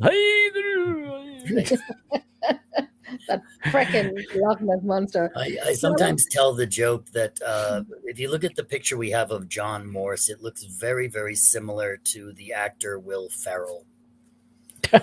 And sometimes I will tell stories about, it's an outside theory, but let's just suppose that Will Ferrell was an axe murderer and had time travel technology. Okay, now that you've allowed those two, he goes back in time, kills the Bordens, stops off along in history, commits a few other famous unsolved axe murders, comes back to the 90s, becomes a beloved comedy star. Yeah. Perfect You cover. never know. If there's any movie productions watching this, you know where to contact them if they want to Will sell your Ferrell stuff. ever sees this? Just kidding. Oh, Lord, he really does look like him. Yeah, it really does. Like if Will Obviously Ferrell was trying to be Lincoln, that's the photo that you would have. Oh, Lord. I'll need to look that up in a wee while. I'll need to look that up. Will actually. Ferrell, after his role in the Barbie movie, has resumed his godlike place in my life.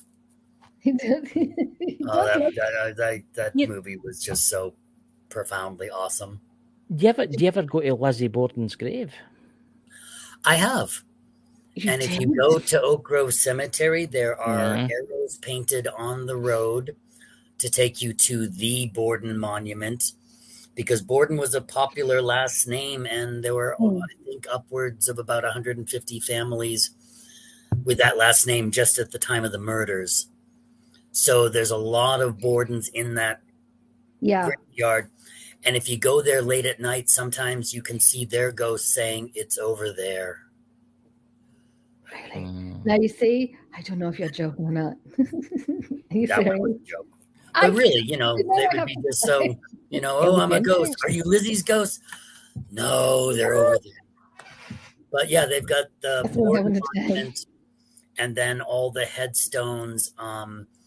Andrew and Abby are buried there. Emma and Lisbeth, which was the name she changed it to later in her life.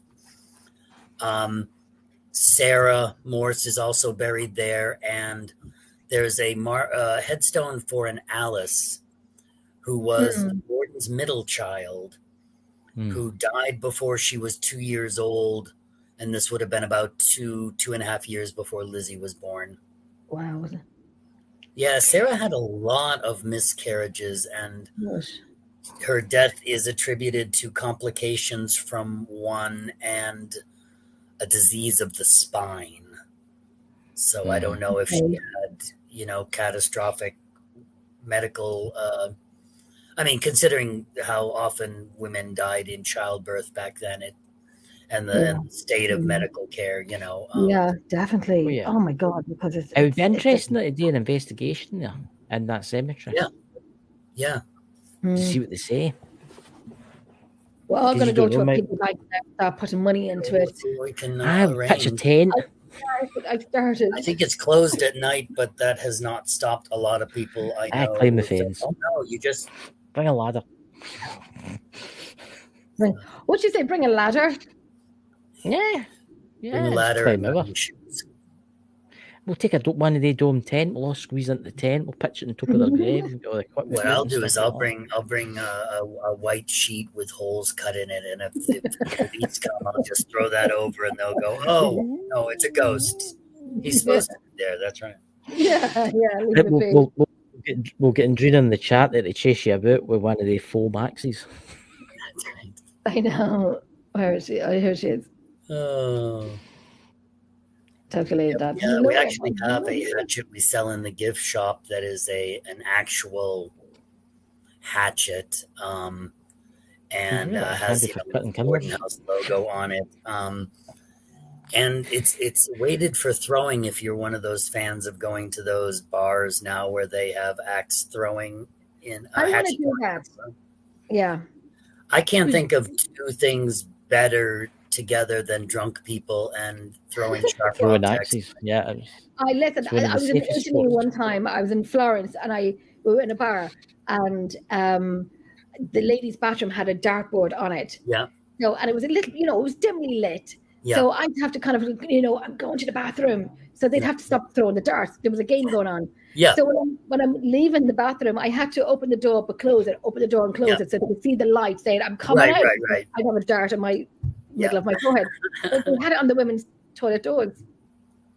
Don't know why. But completely different to a dart, to a hatchet. But I do want to do that hatchet thrown. You should get the hatchet, Jenny. You've got an open fan. You burn logs. You could have it placed at the open fan. And if anybody pisses you off while they're lying on the couch, you can just brutally murder them. Anybody can piss me off and not be lying on my couch.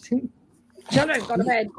Speaking of that couch, now we had the couch we have, I believe, is a replica built to exactly resemble the Borden's couch, but a detail I usually end the end of the tour is to tell people that while in the 10 months that Lizzie was in prison awaiting the trial, one of the things Emma did to occupy her time was she had the original couch reupholstered.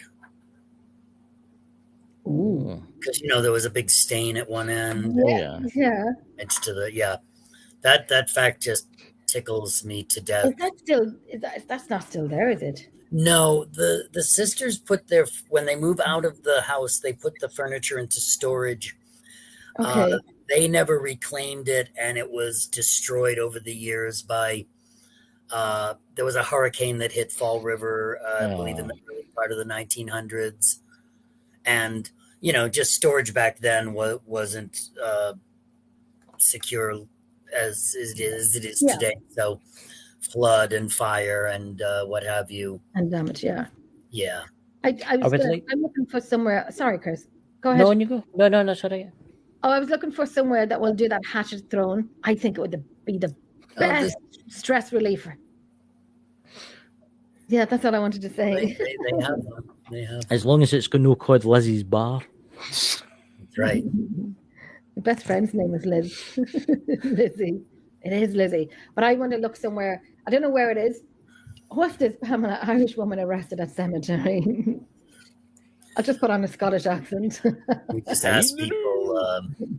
We just ask people if they, if they're staying overnight and they buy one of the actual hatchets, that they keep it in their car overnight, or we will hold on to it in the gift shop. Really? We ask them to understand that it make us nervous for someone to bring the hatchet into the house, because you just don't know. Back in 1892, there was an incident. Possessed. just get possessed with one of the spirits, Yeah, that's right. A little bit nervous around these hatchets. I am going to have foam rubber hatchets in there, but we figure anyone gets possessed with one of those, it's minor bruising at best. I would like to see the original one. It's at the historical. Well, the hatchet head is at the Historical Society. I'm still doing some research on. Now, I told you that there was no physical evidence against Lizzie at the trial. It's June of 1893. The trial is over. Some children were playing in the property just behind the Borden's back fence, and lost the toy they were playing with on top of the roof of a small barn. They climb up on the roof to retrieve their toy, and while they're up there, discover a hatchet that was thrown away on the roof of their barn.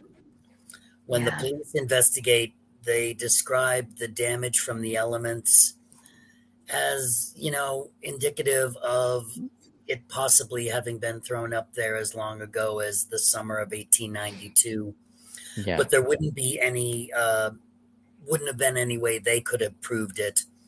And honestly, I don't think the defense or the prosecution would have wanted it to show up. For the prosecution, it would have blown their theory that only Lizzie could have done it because nobody could have gone out the back door. For the defense, their excuse is, hey, you said that was the murder weapon, and it's not. You don't have a murder weapon. You don't have and then they'd have to start all over again. That's the thing. But I guess there's that double indemnity thing where I'm still trying to, first off, research what happened to the hatchet, whether it was kept or whether it was thrown away. And if there was any discussion about possibly retrying the case based on it. I don't think so, but again, a lot of research involves going through really, really tediously written and poorly photocopied newspaper accounts, or there's a building in Fall River that's called the Lizzie Building, and we're trying to figure out whether it was something that she ever owned or inherited or what have you.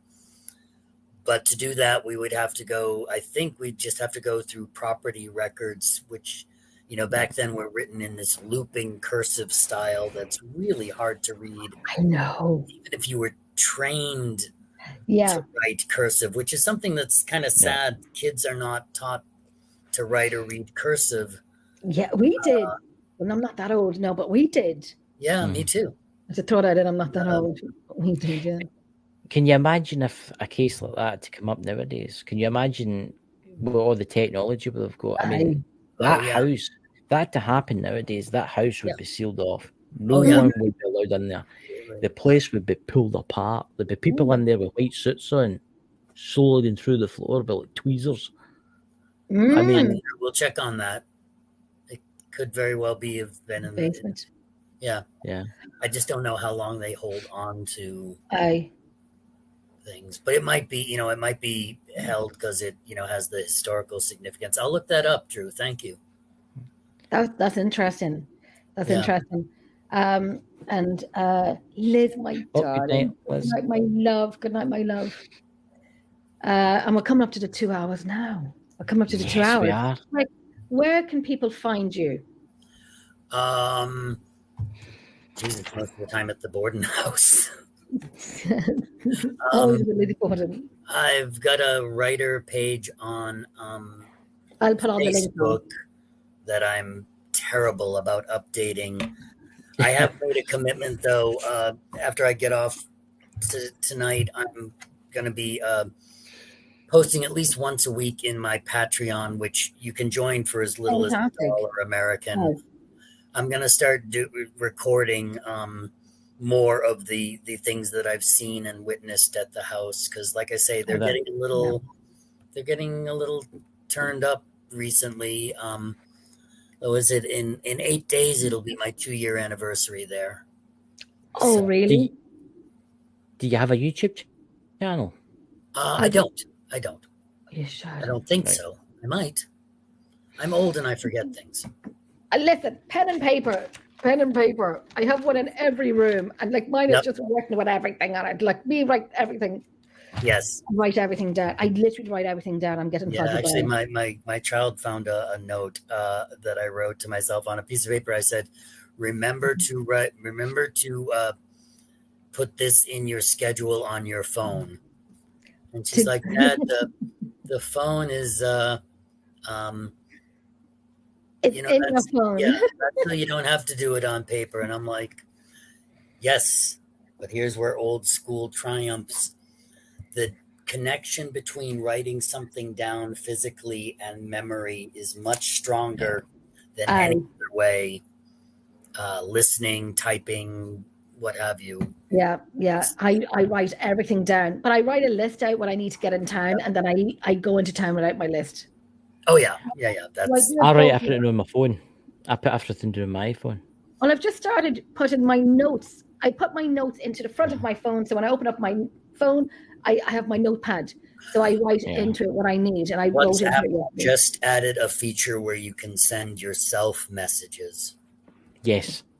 Now, the problem is I've started sending myself just horribly worded messages. I may have to block you, but I've always wanted that. Like, oh, I have an idea, and if I don't write a poem idea down now, I will not remember it. Oh, I'm sure I'll remember that later. And then later, I'm like, what was it again? Oh, fuck.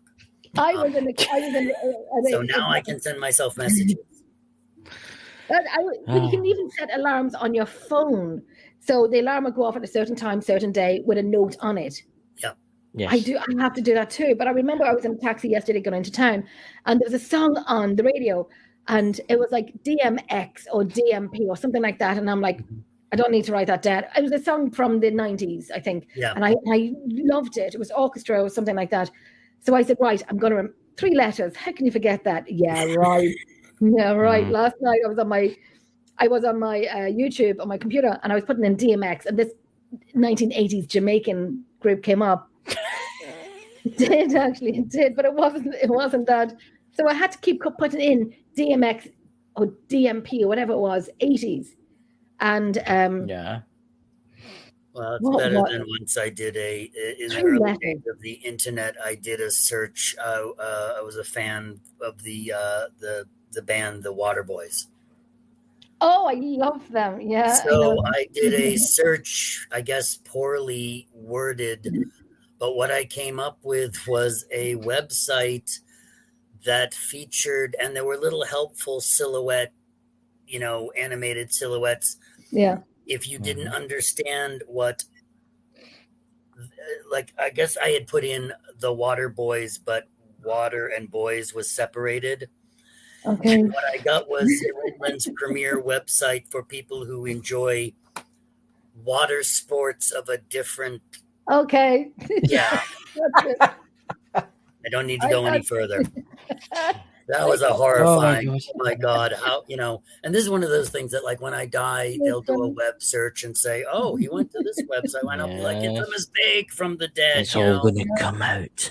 Delete the history. Oh, that's what I have as well. I have Drew saying I have a notebook for everything, even a notebook to tell me what notebook to go.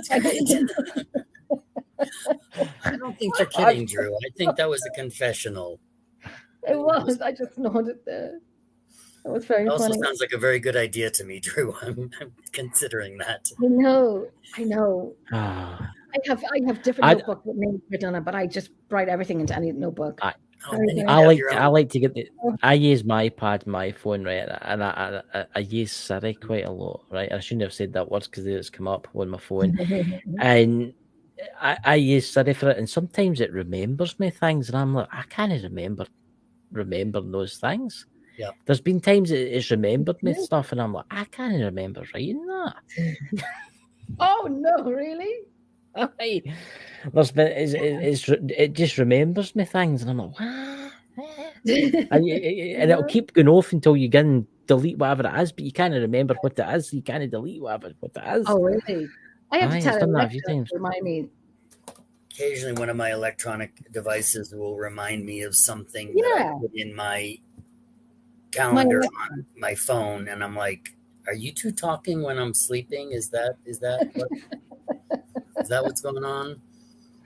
Never mind Skynet. We already have our robot overlords. Their cell phone. I tell you, I know. Oh God, my eyes are watering now. You two are I was in a bonkers. room where a bunch of Yeah. us were waiting for something, and I had a book, and everybody with a cell phone kind of looked at me like, Really? "What's the hell? What that guy up to?" Yeah, I like to carry books with me. I need to read more.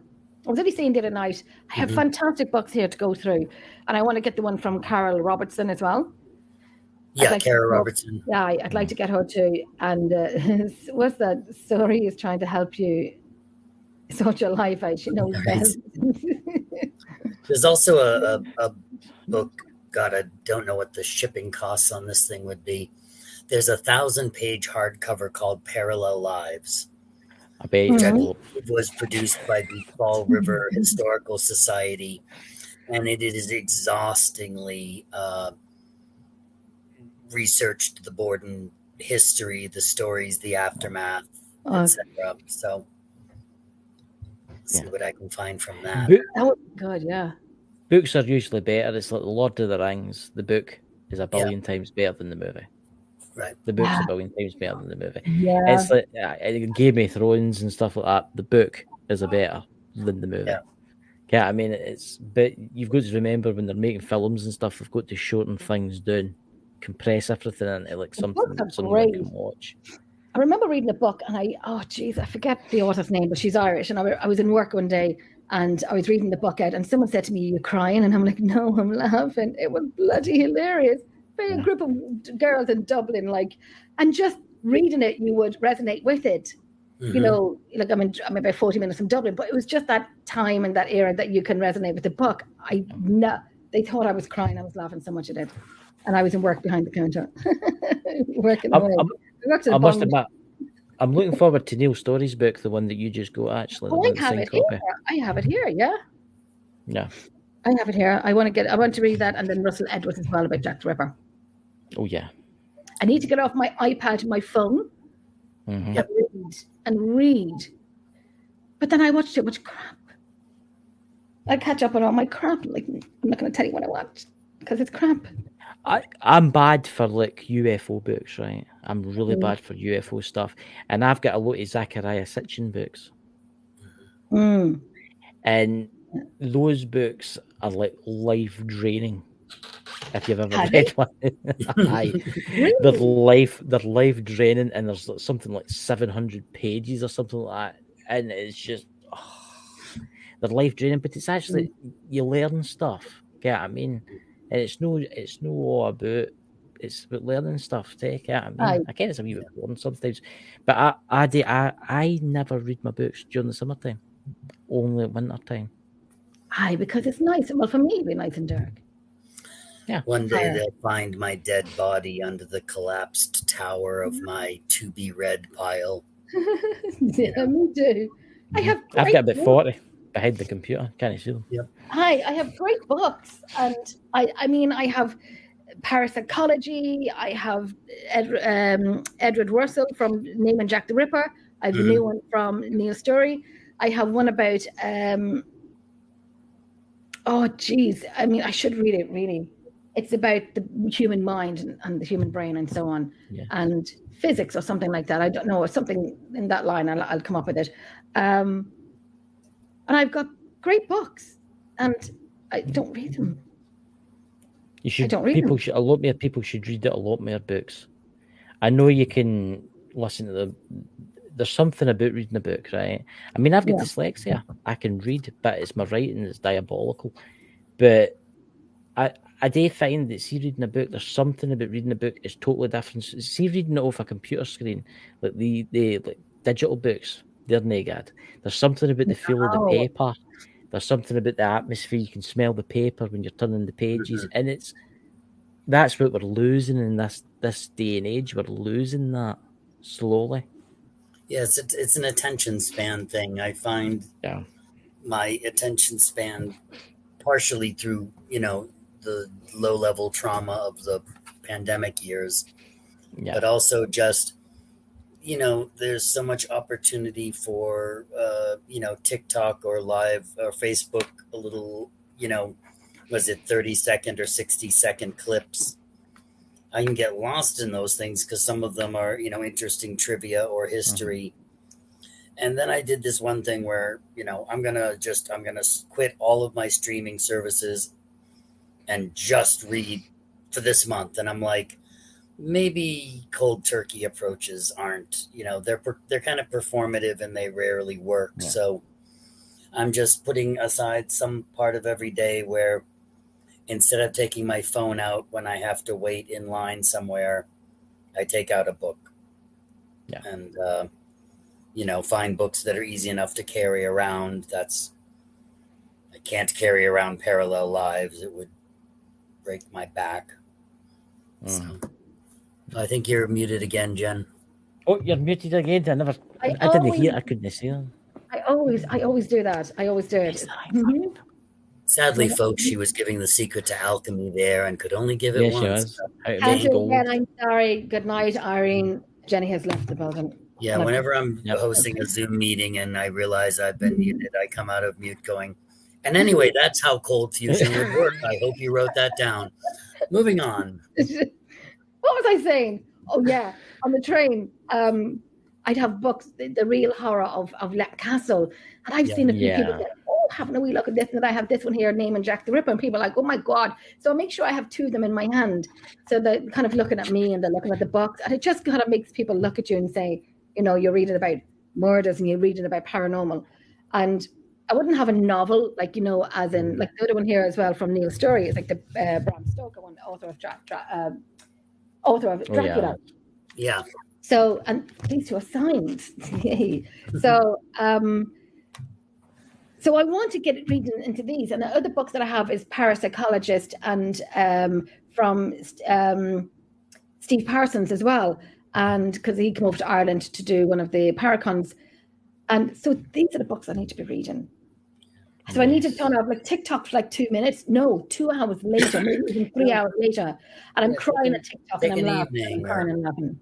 Schedule an hour of reading, build back up to it.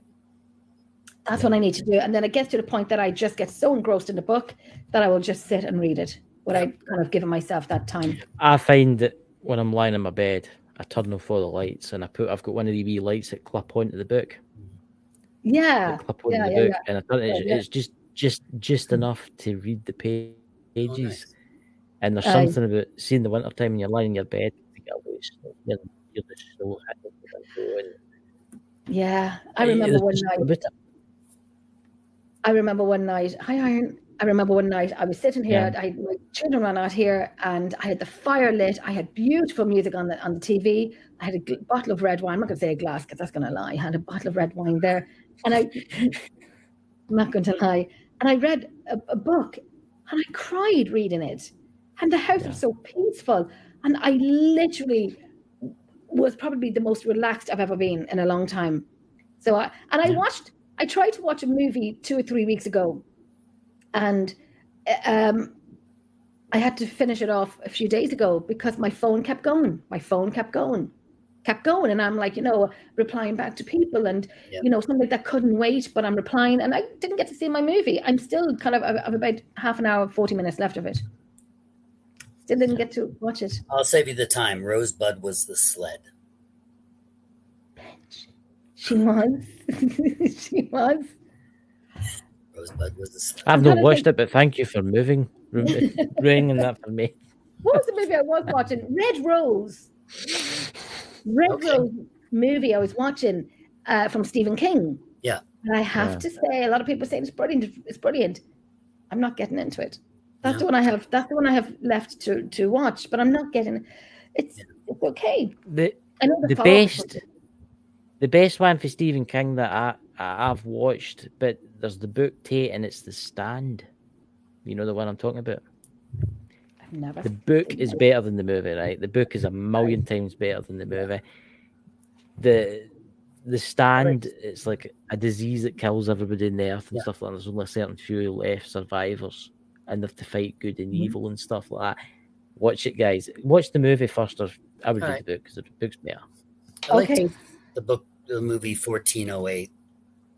I liked that movie. It was, I'm more of a fan of King's short stories than his novels. I think he's more concentrated and focused. A lot of his novels I read, and several of them could have about a third of them taken out and just be novellas. Yeah, that's it. Yeah, I did like that. I actually need to leave. I've got a. That's all right. That's all right. Christina don't care for her stuff. The movies. So I want to say thank you, Rick, for coming in and chatting with us. It was come back sometime. Great. It was great to listen to the story again, or listen to this, history story, and hearing more stuff that I didn't hear before, and then your jokes, and then I'm wondering now whether they were real, whether they not. And I was talking about somebody in my house, and when you get that chill, like someone walked over your grave. Yeah, there's so much more to read. Just this last week, I read that when John Morse came into town the day before the murders, and he goes out to the Borden farm, while he's out there, he agrees to bring the eggs from the farm to the Borden house because the Bordens had a young man at the farm who otherwise would bring, would deliver the eggs. Right. And I just learned that the young man usually delivered the eggs around 11 o'clock on Thursday mornings. But for that one time, because Uncle John brought the eggs back, that young man did not make that journey, so he wasn't going to be showing up around 11. And I'm like, that's interesting. These are things that you didn't know, I didn't know. Yeah. So yeah, let me know. I'd love to be on the show again. I'd love. Let me know when you come to America. Oh, I'm gonna kind of get the plans together and get a group of us. Hire the jumbo. We will. I tell you, just pop a few. When I'm asleep and my mouth's open, just throw a few Xanax. Fine. You'll be fine. I'll wake you up when we get there. Aye, just before like diazepam. We'll write Xanax and gin into the overall plan. Yeah. Take care. Listen, Rick, thank you very, very much. Thank you. We'll talk to you later. We'll talk to you later. All right, bye. You still there? We're still live. I'm still live. That was fun. That was good, wasn't it? Yes, it was. It was a really, really good interview tonight, and it was really, really good. I very enjoyed myself tonight. It was good. Even the jokes. I'm like all about Jennifer. It was. So, do you have any more shows this week, Jenny? What day are we on now? What day? Saturday, but nearly into Sunday. None. I have none this week. I think Drew's abandoned paranormal there invited you on her show on Tuesday night. Thank you, Drew. Yes, Drew. Oh yeah, I mean, like this Tuesday, I'm free. There you go. I'm free, Drew. I'm free. That was. Yeah, we will, Drew. Absolutely. We'll go do my jokes again. Pamela, you made it at the beginning. Pamela comes in sometimes because I know she's busy, like at the, basically coming to say hi and then we're almost done. But that was brilliant. Yeah, we'll definitely have him back on again. So I noticed something. I noticed something about the background there, but I'll tell you. Mine. No, his. Me too. I did, and I kind of I did. I will, yeah, Drew. I will come on with you on Tuesday. I will, my love. I will come on with you on Tuesday. It's been a really good night tonight. It really has been. It was good. It was definitely good. What shows do we have coming up this week? Friday. Oh, good God. So Yes. I'm going to do my show on a Friday, this Friday the 8th instead of Saturday. Ghost And Squad it's doesn't gonna- have a show. No Ghost Squad on Friday night, but you will see them because we're going to do a trivia quiz night. So it's going to be Emerald Isle Paranormal Research. I've got my team there for a second. Oh, the Lord. Versus Ghost Squad Scotland. So a friend of mine, Robin Ramsey, is going to be the questionnaire lady. So I won't even know what questions that's coming up. So she's going to put a multitude of questions in, no matter what it is. I'm going to have to let her know nothing too scientific because she's. Well, actually, I've got two of my team members in the chat there. I've got Drew's Abandoned Paranormal and My Mystical Loving Light is joining us, you know. That's going to be. Use our magical powers. No. No. No. And then I know because it's going to be live. We were going to pre-record it, but I like everything live, you know, so you can all join in and have a bit of a crack. So what the two teams have to do is to cover the comment section. So anyone who's watching cannot give the answers out. Yeah. So you're not allowed to do it. You'll be very naughty if you do. Yes. Kind of like, look. So we'll have covered all your devices, your iPads and phones, everything has to be away. I'll turn mine off. I'll show you before the hanger. Turn it off. I'll show you turn it off because it takes you have to boot Oh, look, it's true. It's on. It's on. It'll be like a countdown that TV series used to get, you know. Boom. I did watch it. You know, do you ever see the conundrum when they say can have a vowel and a consonant? I swear to God, the words that came up was bloody fun. Look at now, Drew. I won't cheat, I promise. You'll have the wrath of the Irish on you, Drew, if you do it, and I can't protect you. Listen, the Irish and Scottish, you know. What good. But it has been off again tonight, and I can't feel my legs. They've went numb. I was just sitting and kind of going back and forth. But that was good. It was good. I can't feel my left leg. See me when I try to stand up now and walk off. I'll be like a 90-year-old woman. You'll be texting me, hey, Jenny. Oh my God. How did they move, Jenny? Hey, the new! What's going the new guys? Hey! Why do Scottish people, when they speak, why do they sound like they're shouting? Hey, the new! I don't know. It's probably just you. Hey, there's Drew in the chat there, you know. And Jenny sitting next to me. What were you, siblings? What's that?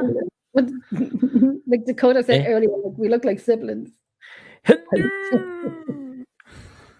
Monster. Ladies and gentlemen, we'll catch you later. We are coming off now. He needs to get up and stand and move. I'm going to bring into the. Stay there. I'm going to bring into the background. Good night. My legs are like rubber. Well, we're live now. Stand up for us. I can't. I have to stretch them out. I have to turn my chair aiming that way. Going for the crowd.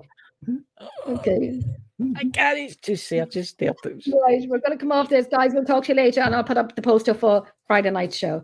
Good night. Thank you for watching, sharing, liking, having a bit of a crack with us, and throwing your questions in. Good night.